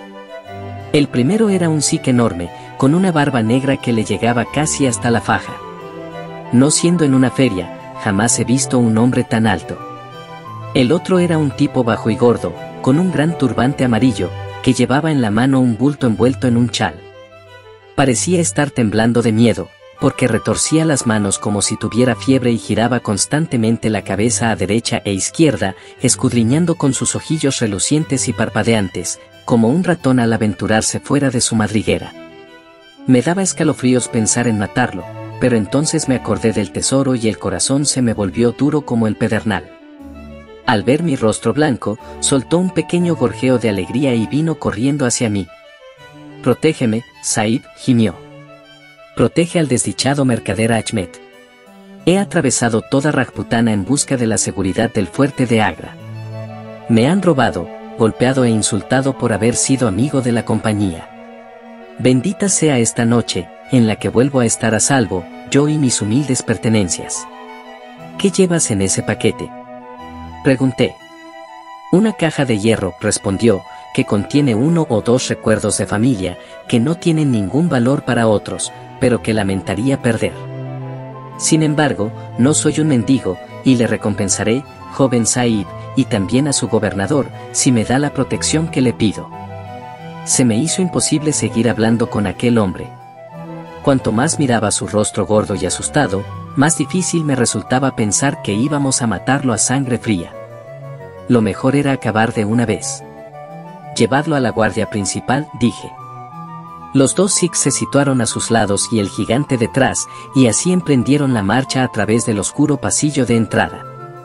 Jamás hombre alguno caminó tan cercado por la muerte. Yo me quedé en la puerta con la linterna. Oí el ruido compasado de sus pasos avanzando por los solitarios pasillos. De pronto, se detuvieron y oí voces, un forcejeo y algunos golpes. Un instante después, oí con espanto pasos precipitados que venían en mi dirección y la respiración jadeante de un hombre que corría. Dirigí mi linterna hacia el largo y recto pasillo, y vi que por él venía el hombre gordo, corriendo como el viento, con una mancha de sangre cruzándole la cara, pisándole los talones y saltando como un tigre. Venía el enorme sikh de la barba negra, con un cuchillo lanzando destellos en su mano. jamás he visto un hombre que corriera tan rápido como aquel pequeño mercader. Iba sacándole ventaja al Sikh y me di cuenta de que si pasaba por donde yo estaba y lograba salir al aire libre, todavía podría salvarse. Mi corazón empezó a ablandarse, pero, una vez más, pensar en el tesoro me volvió duro y despiadado. Cuando pasaba corriendo junto a mí, le metí mi fusil entre las piernas y cayó dando un par de vueltas, como un conejo alcanzado por un disparo. Antes de que pudiera incorporarse, el Sikh cayó sobre él y le hundió el puñal 2 veces en el costado. El hombre no soltó ni un gemido, ni movió un solo músculo, quedando tendido donde había caído. Yo creo que se había roto el cuello al caer. Ya ven, caballeros, que cumplo mi promesa, les estoy contando la historia al detalle, exactamente tal como sucedió, tanto si me aborrece como si no. Esmal dejó de hablar y extendió las manos esposadas para coger el whisky con agua que Holmes le había preparado. Confieso que, a estas alturas, aquel hombre me inspiraba el horror más absoluto, no solo por el crimen a sangre fría en el que había participado, sino, sobre todo, por la manera indiferente y hasta jactanciosa en que lo había narrado. Fuera cual fuera el castigo que le aguardaba, que no esperara ninguna simpatía por mi parte. Sherlock Holmes y Jones permanecían sentados con las manos sobre las rodillas, profundamente interesados por la historia, pero con la misma expresión de repugnancia en sus caras. Es posible que Esmal se diera cuenta, porque cuando prosiguió su relato había un toque de desafío en su voz y su actitud. Aquello estuvo muy mal, no cabe duda, dijo. Pero me gustaría saber cuántos hombres, estando en mi situación, habrían rechazado una parte del botín, sabiendo que la alternativa era dejarse cortar el cuello. Además, una vez que hubo entrado en el fuerte, era su vida o la mía. Si hubiera escapado, todo el asunto habría salido a la luz, y me habrían juzgado en consejo de guerra y, severamente, fusilado. En momentos como aquellos, la gente no suele ser muy indulgente. Continúe su relato, dijo Holmes, tajante. Bueno, pues entre Abdullah, Akbar y yo cargamos con él. Y vaya si pesaba, a pesar de lo bajo que era. Mahomet Sin se quedó de guardia en la puerta. Lo llevamos a un lugar que los Sikhs ya tenían preparado. Quedaba algo lejos, en un pasillo tortuoso que llevaba a una gran sala vacía, y cuyas paredes de ladrillo se estaban cayendo a pedazos. En un punto, el suelo de tierra se había hundido, formando una tumba natural, y allí dejamos a Achmet el mercader, después de cubrir su cuerpo con ladrillos sueltos. Una vez hecho esto, fuimos todos por el tesoro. Estaba donde Achmet lo había dejado caer al sufrir el primer ataque. La caja era esa misma que tienen abierta sobre la mesa. Del asa tallada que tiene arriba colgaba una llave atada con un cordel de seda. La abrimos, y la luz de la linterna hizo brillar una colección de joyas como las que aparecían en los cuentos que me hacían soñar de niño en Persore. Se quedaba uno totalmente deslumbrado al mirarlas. Cuando nos hacíamos de contemplarlas, las sacamos todas e hicimos una lista. Había 143 diamantes de primera calidad, entre ellos uno que creo que llamaban el Gran Mogol, y que dicen que es el segundo más grande del mundo. Había, además, 97 esmeraldas preciosísimas y 170 rubíes, aunque algunos eran pequeños. También había 40 carbunclos, 210 zafiros, 61 ágatas y gran cantidad de berilos, ónices, ojos de gato, turquesas y otras piedras cuyos nombres yo no conocía entonces, aunque los aprendí más tarde. Además de todo esto, había aproximadamente 300 perlas bellísimas, 12 de ellas montadas en una diadema de oro. Por cierto, estas últimas ya no estaban en el cofre cuando lo recuperé, alguien las había sacado. Después de contar nuestros tesoros, los volvimos a meter en el cofre y los llevamos a la puerta para que los viera Mahomet Sin. Luego renovamos solemnemente nuestro juramento de apoyarnos unos a otros y guardar el secreto. Acordamos esconder el botín en un lugar seguro hasta que el país volviera a estar en paz, y entonces dividirlo entre nosotros a partes iguales. No tenía sentido repartirlo en aquel momento, porque si nos encontraban encima joyas de tanto valor se despertarían sospechas, y en el fuerte no había intimidad ni existía lugar alguno donde poder guardarlas. Así pues, llevamos la caja a la misma sala donde habíamos enterrado el cadáver y allí, debajo de unos ladrillos de la pared mejor conservada, abrimos un hueco y metimos en él nuestro tesoro. Tomamos buena nota del lugar, y al día siguiente yo dibujé 4 planos, uno para cada uno de nosotros, y al pie de cada plano puse el signo de nosotros 4, porque habíamos jurado que cada uno defendería siempre los intereses de los demás, de manera que ninguno saliera más favorecido. Y puedo asegurar, con la mano sobre el corazón, que jamás he quebrantado aquel juramento. Bueno, caballeros, no hace falta que les cuente cómo concluyó la rebelión india. Cuando Wilson tomó Delhi y Sir Cullen liberó Lucknow, se rompió la columna vertebral del asunto. Llegaron nuevas tropas a montones y Nana Sahib se esfumó por la frontera. Una columna volante, mandada por el coronel Greated, avanzó sobre Agra y puso en fuga a los Pandyes. Parecía que se iba restableciendo la paz en el país, y nosotros 4 empezábamos a confiar en que se acercaba el momento de poder largarnos sin problemas con nuestra parte del botín. Pero nuestras esperanzas se hicieron pedazos en un momento, al vernos detenidos por el asesinato de Ajmed. La cosa sucedió así: cuando el Rajá puso sus joyas en manos de Ajmed, lo hizo porque sabía que éste era digno de confianza. Sin embargo, esos orientales son gente muy recelosa. ¿Qué creen que hizo el Rajá? Pues recurrir a un segundo sirviente, todavía más leal, y ponerlo a espiar al primero. A este segundo hombre se le ordenó que no perdiera nunca de vista a Ajmed y que lo siguiera como si fuese su sombra. Aquella noche lo había seguido y lo había visto entrar por la puerta. Como es natural, pensó que se había refugiado en el fuerte, y al día siguiente también él solicitó ser admitido, pero no pudo encontrar ni rastro de Ajmed. Esto le pareció tan extraño que habló del asunto con un sargento de exploradores, el cual lo puso en conocimiento del comandante. Inmediatamente se procedió a un registro minucioso y se descubrió el cadáver. Y de este modo, justo cuando creíamos estar a salvo, los 4 fuimos detenidos y llevados a juicio por asesinato, 3 de nosotros por haber estado de guardia en la puerta aquella noche, y el 4 porque se sabía que había acompañado a la víctima. Durante el juicio no se dijo ni una palabra acerca de las joyas, porque el Rajá había sido derrocado y desterrado de la India, así que nadie tenía un interés particular por ellas. Sin embargo, lo del asesinato quedó perfectamente demostrado, y estaba claro que los 4 teníamos que haber participado en él. A los 3 Sikhs les cayeron trabajos forzados a perpetuidad, y a mí me condenaron a muerte, aunque más adelante me conmutaron la sentencia por la misma que a los demás.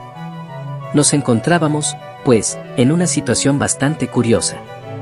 Allí estábamos los 4, con una cadena al tobillo y poquísimas probabilidades de salir alguna vez en libertad, a pesar de que cada uno de nosotros conocía un secreto que le habría permitido vivir en un palacio, si hubiera podido aprovecharlo. Era como para volverse loco de rabia, tener que aguantar las patadas y los puñetazos de todos aquellos fantasmones, tener que alimentarnos de arroz y agua, cuando fuera teníamos aquella fastuosa fortuna, aguardando que la recogiéramos. Aquello podría haberme vuelto loco, pero siempre fui bastante tosudo, así que aguanté y esperé a que llegara mi momento. Y por fin me pareció que el momento había llegado. Me trasladaron desde Agra a Madrás, y de allí a la isla de Blair, en las Andamán. En aquella prisión hay muy pocos presos blancos y, como yo me porté bien desde el principio, no tardé en convertirme en una especie de privilegiado. Se me asignó una cabaña en Hope Town, que es un poblado pequeño en la ladera del monte Harriet, y me dejaron prácticamente a mi aire.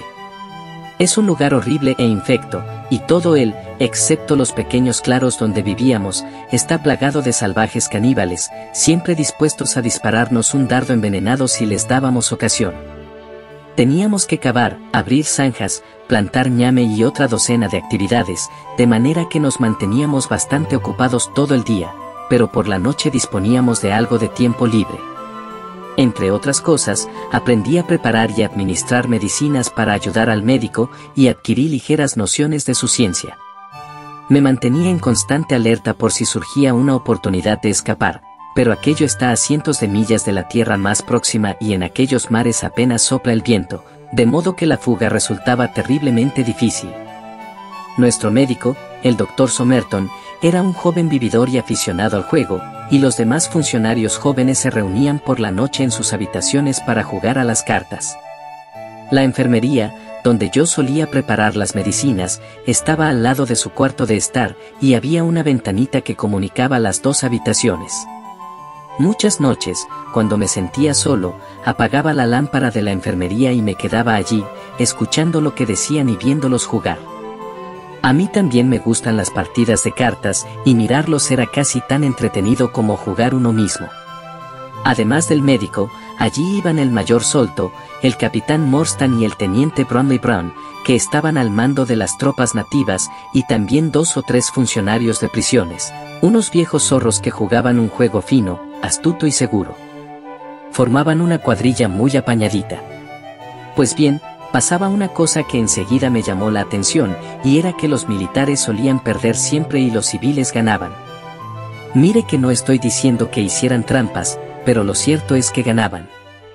Aquellos funcionarios de prisiones apenas habían hecho otra cosa que jugar a las cartas desde que llegaron a las Andamán y conocían al dedillo el juego de los demás, mientras que los militares jugaban solo para pasar el rato y manejaban las cartas de cualquier manera. Noche tras noche, los militares se iban empobreciendo, y cuanto más perdían, más ansiosos estaban por jugar. Al que peor le iba era al mayor Solto. Al principio, solía pagar en billetes y monedas de oro, pero pronto empezó a firmar pagarés, y por grandes sumas. A veces ganaba unas cuantas manos, lo suficiente para cobrar ánimos, y entonces la suerte se volvía contra él, peor que nunca. Se pasaba el día andando de un lado a otro con un humor de perros, y empezó a beber mucho más de lo que le convenía. Una noche, perdió aún más de lo habitual. Yo estaba sentado en mi cabaña cuando él y el capitán Morstan pasaron tambaleándose, camino de sus aposentos. Los dos eran amigos íntimos y no se separaban nunca. El mayor iba rabiando por sus pérdidas. Esto se acabó, Morstan iba diciendo al pasar ante mi cabaña. Tendré que enviar mi dimisión. Estoy en la ruina. Tonterías, amigo mío, dijo el otro, palmeándole la espalda. A mí también me ha ido mal, pero... Eso fue todo lo que oí, pero fue suficiente para ponerme a pensar. Un par de días después, el mayor Solto fue a dar un paseo por la playa y aproveché la oportunidad para hablar con él. Me gustaría pedirle un consejo, señor, dije. Bien, Esmal, ¿de qué se trata?, preguntó, sacándose el puro de la boca. Quería preguntarle, señor, ¿cuál sería la persona más indicada para hacerle entrega de un tesoro escondido? Yo sé dónde hay un botín que vale $500,000 de libras y, como yo no puedo aprovecharlo, he pensado que tal vez lo mejor sería entregárselo a las autoridades competentes, y de ese modo es posible que me redujeran la condena. ¿$500,000, Esmal?, jadeó, mirándome con fijeza para asegurarse de que hablaba en serio. Eso mismo, señor. En joyas y perlas. Está a disposición de quien vaya a cogerlo. Y lo más curioso del caso es que el auténtico propietario está fuera de la ley y no puede reclamar sus propiedades, de manera que pertenece al primero que llegue. Pertenece al gobierno, Esmal, al gobierno, balbuceó. Pero lo dijo sin demasiada convicción y yo supe en el fondo de mi corazón que lo tenía atrapado. Entonces, señor, ¿cree que debería dar la información al gobernador general?, pregunté muy tranquilo. Bueno, no debe usted precipitarse, porque luego podría arrepentirse. Cuéntemelo todo, Esmal. Deme más detalles. Le conté toda la historia, con ligeras alteraciones para que no pudiera identificar los lugares. Cuando terminé mi relato, se quedó completamente inmóvil, pensando intensamente. Por el modo en que le temblaba el labio, me di perfecta cuenta de que en su interior se libraba una lucha. Este es un asunto muy importante, Esmal, dijo por fin. Lo mejor es que no le diga una palabra a nadie. Pronto volveremos a hablar. 2 noches después, el mayor vino a mi cabaña en mitad de la noche, alumbrándose con una linterna y acompañado por su amigo, el capitán Morstan. Esmal, quiero que el capitán Morstan oiga esa historia de sus propios labios, dijo. Yo la repetí tal como la había contado la vez anterior. Suena auténtico, ¿verdad?, dijo. Parece lo bastante bueno como para hacer algo al respecto. El capitán Morstan asintió. Mire usted, Esmal, dijo el mayor. Mi amigo y yo hemos estado hablando del asunto y hemos llegado a la conclusión de que, a fin de cuentas, ese secreto suyo no puede considerarse competencia del gobierno, sino que es un asunto privado, y usted, desde luego, tiene derecho a disponer de él como mejor le parezca. Ahora, la pregunta es, ¿qué precio pediría usted?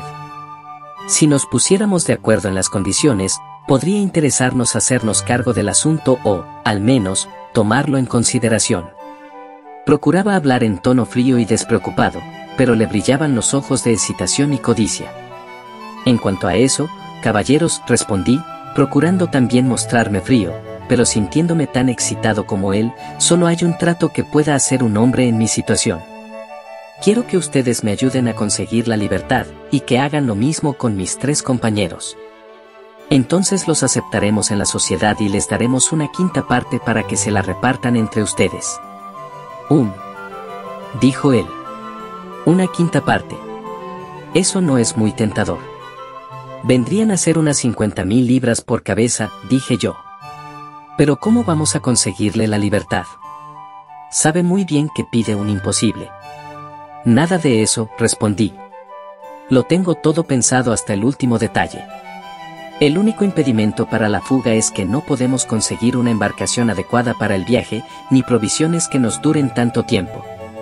Pero en Calcuta o en Madrás hay montones de yates y quichés pequeños que nos servirían perfectamente. Nosotros subiremos a bordo por la noche, y si ustedes nos dejan en cualquier parte de la costa india, habrán cumplido su parte del trato. Si se tratara solo de una persona, dijo. O todos o ninguno, respondí. Lo hemos jurado. Tenemos que ir siempre los 4 juntos. Ya lo ve, Morstan, dijo el mayor. Esmal es un hombre de palabra. No abandona a sus amigos. Creo que podemos fiarnos de él. Es un negocio sucio, respondió el otro. Pero, como tú dices, ese dinero nos sacaría a flote perfectamente. Muy bien, Esmal, dijo el mayor, supongo que tendremos que aceptar sus condiciones. Pero, como es natural, antes tendremos que comprobar la veracidad de su historia. Dígame dónde está escondida la caja y yo solicitaré un permiso e iré a la India en el barco mensual de suministros, para investigar el asunto. No tan deprisa, dije yo, que me iba enfriando a medida que él se acaloraba. Tengo que obtener el visto bueno de mis 3 camaradas. Ya le digo que tenemos que ser los 4 o ninguno. ¿Tonterías? Estalló. ¿Qué pintan esos 3 negros en nuestro trato? Negros o azules, dije yo, están conmigo en esto y vamos todos juntos. Pues bien, el trato se cerró en una segunda reunión, a la que asistieron Mahomet Singh, Abdullah Khan y Dost Akbar. Volvimos a discutir el asunto y al final nos pusimos de acuerdo. Nosotros proporcionaríamos a los 2 oficiales sendos planos de aquella parte del fuerte de Agra, marcando el lugar en el que estaba escondido el tesoro. El mayor Solto iría a la India a verificar nuestra historia. Si encontraba el cofre, debía dejarlo donde estaba, enviar un pequeño yate pertrechado para el viaje, con instrucciones de atracar frente a la isla de Rutland, ya nos las arreglaríamos nosotros para llegar allá, y por último, regresar a su puesto. A continuación, el capitán Morstan solicitaría un permiso, iría a reunirse con nosotros en Agra y allí repartiríamos por fin el tesoro. El capitán se llevaría su parte y la del mayor. Todo esto lo sellamos con los juramentos más solemnes que la mente pueda concebir y los labios pronunciar. Me pasé toda la noche dándole a la pluma, y por la mañana tenía terminados los 2 planos, firmados con el signo de los 4, es decir, Abdullah, Akbar, Mahomet y yo. Bien, caballeros, los estoy aburriendo con mi larga historia y sé que mi amigo el señor Jones está impaciente por dejarme bien guardado en la jaula. Seré lo más breve que pueda. Aquel canalla de Solto marchó a la India, pero ya no regresó jamás. Muy poco tiempo después, el capitán Morstan me enseñó su nombre en una lista de pasajeros de un buque correo. Había muerto un tío suyo, dejándole en herencia una fortuna, y él había abandonado el ejército. Sin embargo, aquello no le impidió rebajarse hasta el punto de traicionar a 5 hombres como lo hizo con nosotros. Poco después, Morstan fue a Agra y, tal como esperábamos, descubrió que el tesoro había volado. Aquella sabandija lo había robado todo, sin cumplir ninguna de las condiciones bajo las que le habíamos confiado el secreto. Desde aquel día, viví solo para la venganza. Pensaba en ella de día y me recreaba en ella por la noche. Se convirtió en una pasión absorbente que me dominó por completo. No me importaba nada la ley, ni me asustaba la horca. Escapar, seguirle la pista a Solto, echarle la mano al cuello, aquellos eran mis únicos pensamientos. Incluso el tesoro de Agra se había convertido para mí en algo secundario, comparado con matar a Solto. Pues bien, en esta vida yo me he propuesto muchas cosas, y jamás hubo una que dejara de hacer. Pero pasaron largos años hasta que llegó mi momento. Ya les he dicho que había aprendido algo de medicina. Un día, cuando el doctor Somerton estaba en cama con fiebre, un grupo de presos recogió en el bosque a uno de aquellos pequeños nativos de las Andamán. Estaba mortalmente enfermo y había buscado un lugar solitario para morir.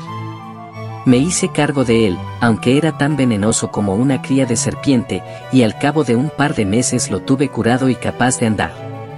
A partir de entonces, me cogió cariño y se quedó siempre rondando alrededor de mi cabaña, sin regresar casi nunca a su bosque. Aprendí de él un poco de su idioma, y esto hizo que se encariñara aún más conmigo.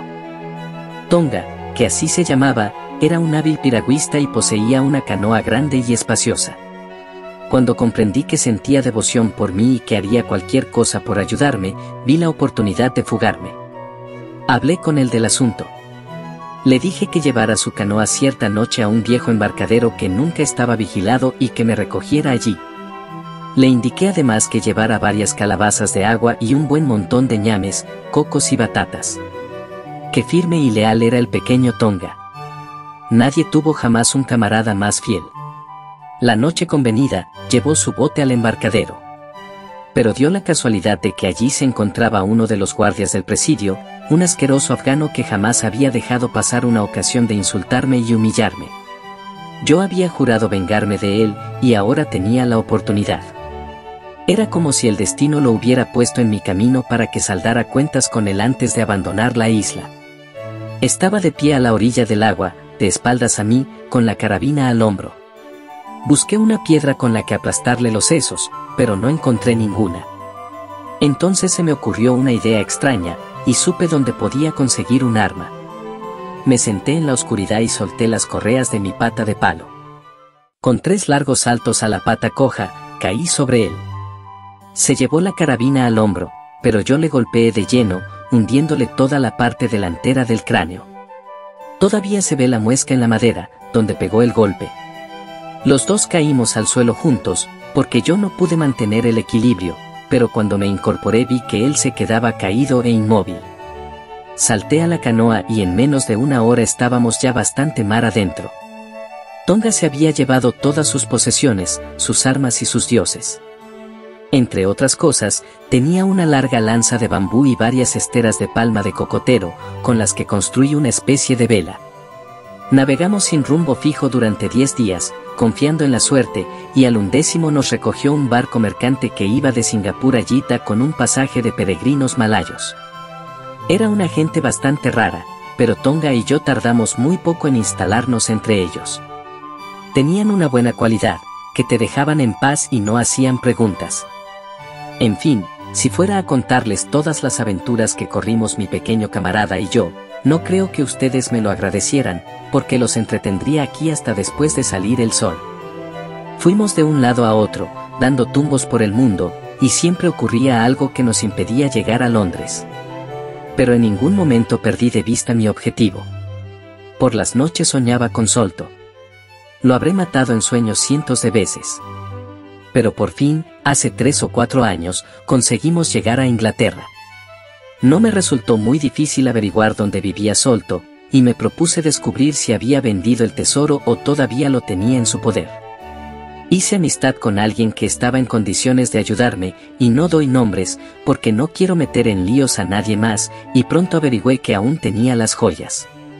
Entonces intenté llegar hasta él de muchas maneras, pero era un tipo astuto, y siempre tenía 2 boxeadores protegiéndolo, además de sus hijos y su Khidmutgar.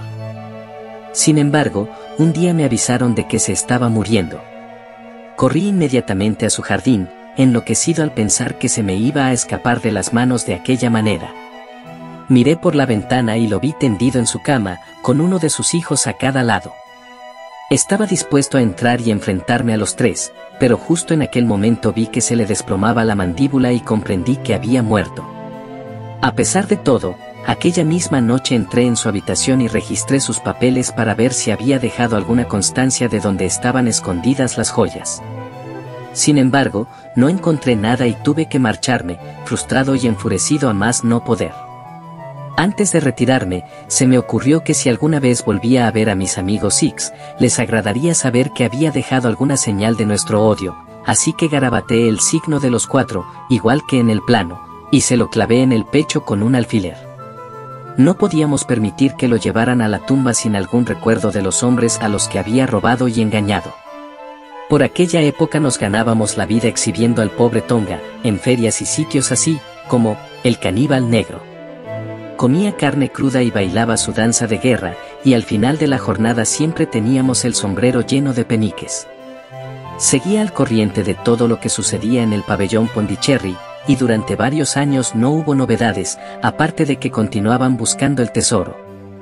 Pero por fin llegó la noticia que tanto tiempo llevaba esperando: habían encontrado el tesoro. Estaba en el piso alto de la casa, en el laboratorio de química del señor Bartholomew Sholto. Me fui para allá de inmediato y eché un vistazo al sitio, pero no vi manera de llegar hasta él con mi pata de palo. Sin embargo, me enteré de que había una trampilla en el tejado y me informé de la hora a la que cenaba el señor Sholto. Me pareció que, con ayuda de Tonga, podía conseguirlo con facilidad. Lo llevé allí y le enrollé a la cintura una cuerda larga. Tonga trepaba como un gato y no tardó en alcanzar el tejado. Pero la mala suerte quiso que Bartholomew Sholto se encontrara aún en su habitación, y eso le costó caro. Tonga pensaba que había hecho algo muy inteligente al matarlo, porque cuando yo llegué arriba trepando por la cuerda, lo encontré pavoneándose, orgulloso como un pavo real. Y qué sorpresa se llevó cuando lo azoté con el cabo de la cuerda y lo maldije, llamándole diablo sediento de sangre. Cogí la caja del tesoro y la descolgué por la ventana. Luego bajé yo, pero antes dejé el signo de los 4 sobre la mesa, para que se supiera que las joyas habían vuelto por fin a manos de los que más derecho tenían a ellas. Entonces Tonga recogió la cuerda, cerró la ventana y salió por donde había entrado. Creo que no tengo más que contarles. Había oído a un barquero hablar de lo veloz que era la lancha de Smith, la Aurora, y pensé que nos vendría muy bien para escapar. Me puse de acuerdo con el viejo Smith, y pensaba pagarle una fuerte suma si nos llevaba a salvo a nuestro barco. Supongo que Smith se daba cuenta de que aquí había gato encerrado, pero no sabía nada de nuestro secreto. Esta es toda la verdad, y si se la he contado no ha sido para divertirlos, ya que ustedes me han jugado una mala pasada, sino porque creo que mi mejor defensa consiste en no ocultar nada y dejar que todos sepan lo mal que se portó conmigo el mayor Sholto y lo inocente que soy de la muerte de su hijo. Un relato extraordinario, dijo Sherlock Holmes. Un cierre apropiado para un caso sumamente interesante. En la última parte de su narración no había nada nuevo para mí, excepto lo de que llevó usted la cuerda. Eso no lo sabía. Por cierto, tenía la esperanza de que Tonga hubiera perdido todos sus dardos, pero se las arregló para dispararnos uno en la lancha. Los había perdido todos, excepto el que llevaba montado en la cerbatana. Ah, claro, dijo Holmes. No se me había ocurrido. ¿Hay algún otro detalle que deseen preguntarme?, preguntó el preso en tono afable. Creo que no, gracias, respondió mi compañero. Bien, Holmes, dijo Anthony Jones. Ya le hemos dado gusto y todos sabemos que es usted un entendido en crímenes, pero el deber es el deber y ya he llegado bastante lejos haciendo lo que usted y su amigo me pidieron. Estaré más tranquilo cuando haya puesto a buen recaudo a nuestro narrador. El coche aún espera y tengo 2 inspectores abajo. Les estoy muy agradecido por su ayuda. Como es natural, tendrán que asistir al juicio. Buenas noches. Buenas noches, caballeros, dijo Jonathan Small. Usted delante, Small, dijo el prudente Jones al salir de la habitación. Pienso poner especial cuidado en que no me aporree con su pata de palo, como dice que le hizo a aquel caballero en las Islas Andaman. Bien, Con esto termina nuestro pequeño drama, comenté, después de que hubiéramos estado un buen rato fumando en silencio. Me temo que esta puede ser la última investigación en la que tenga ocasión de estudiar sus métodos. La señorita Morstan me ha hecho el honor de aceptarme como futuro marido. Holmes dejó escapar un gemido de lamentación. Me temía algo así, dijo.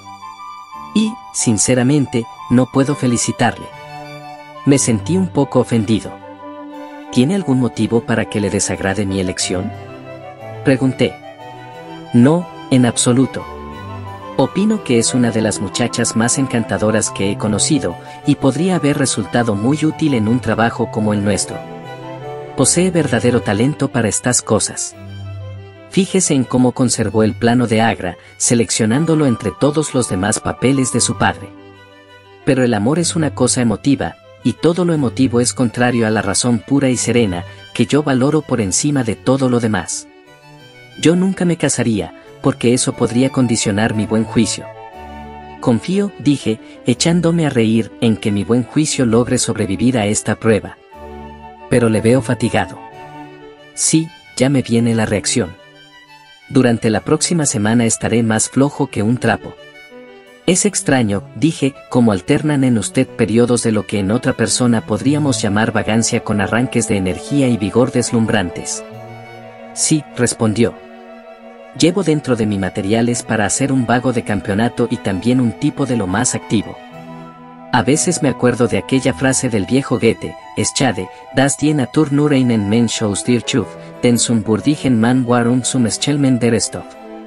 Y por cierto, volviendo al asunto de Norwood, ya ve usted que, como yo sospechaba, tenían un cómplice en la casa, que no puede ser otro que Laura, el mayordomo. Así pues, a Jones le corresponde en exclusiva el honor de haber capturado al menos un pez en su gran redada. El reparto me parece tremendamente injusto, comenté. Usted ha hecho todo el trabajo en este asunto. Yo he conseguido una esposa, Jones se lleva el mérito. ¿Quiere decirme que le queda a usted?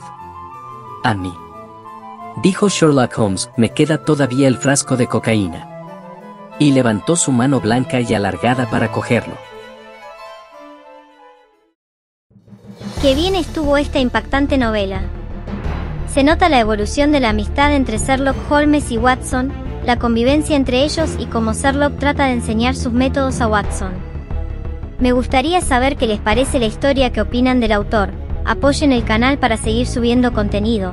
Suscríbanse para saber cuánto subo más contenido. Regálame un like y comenten.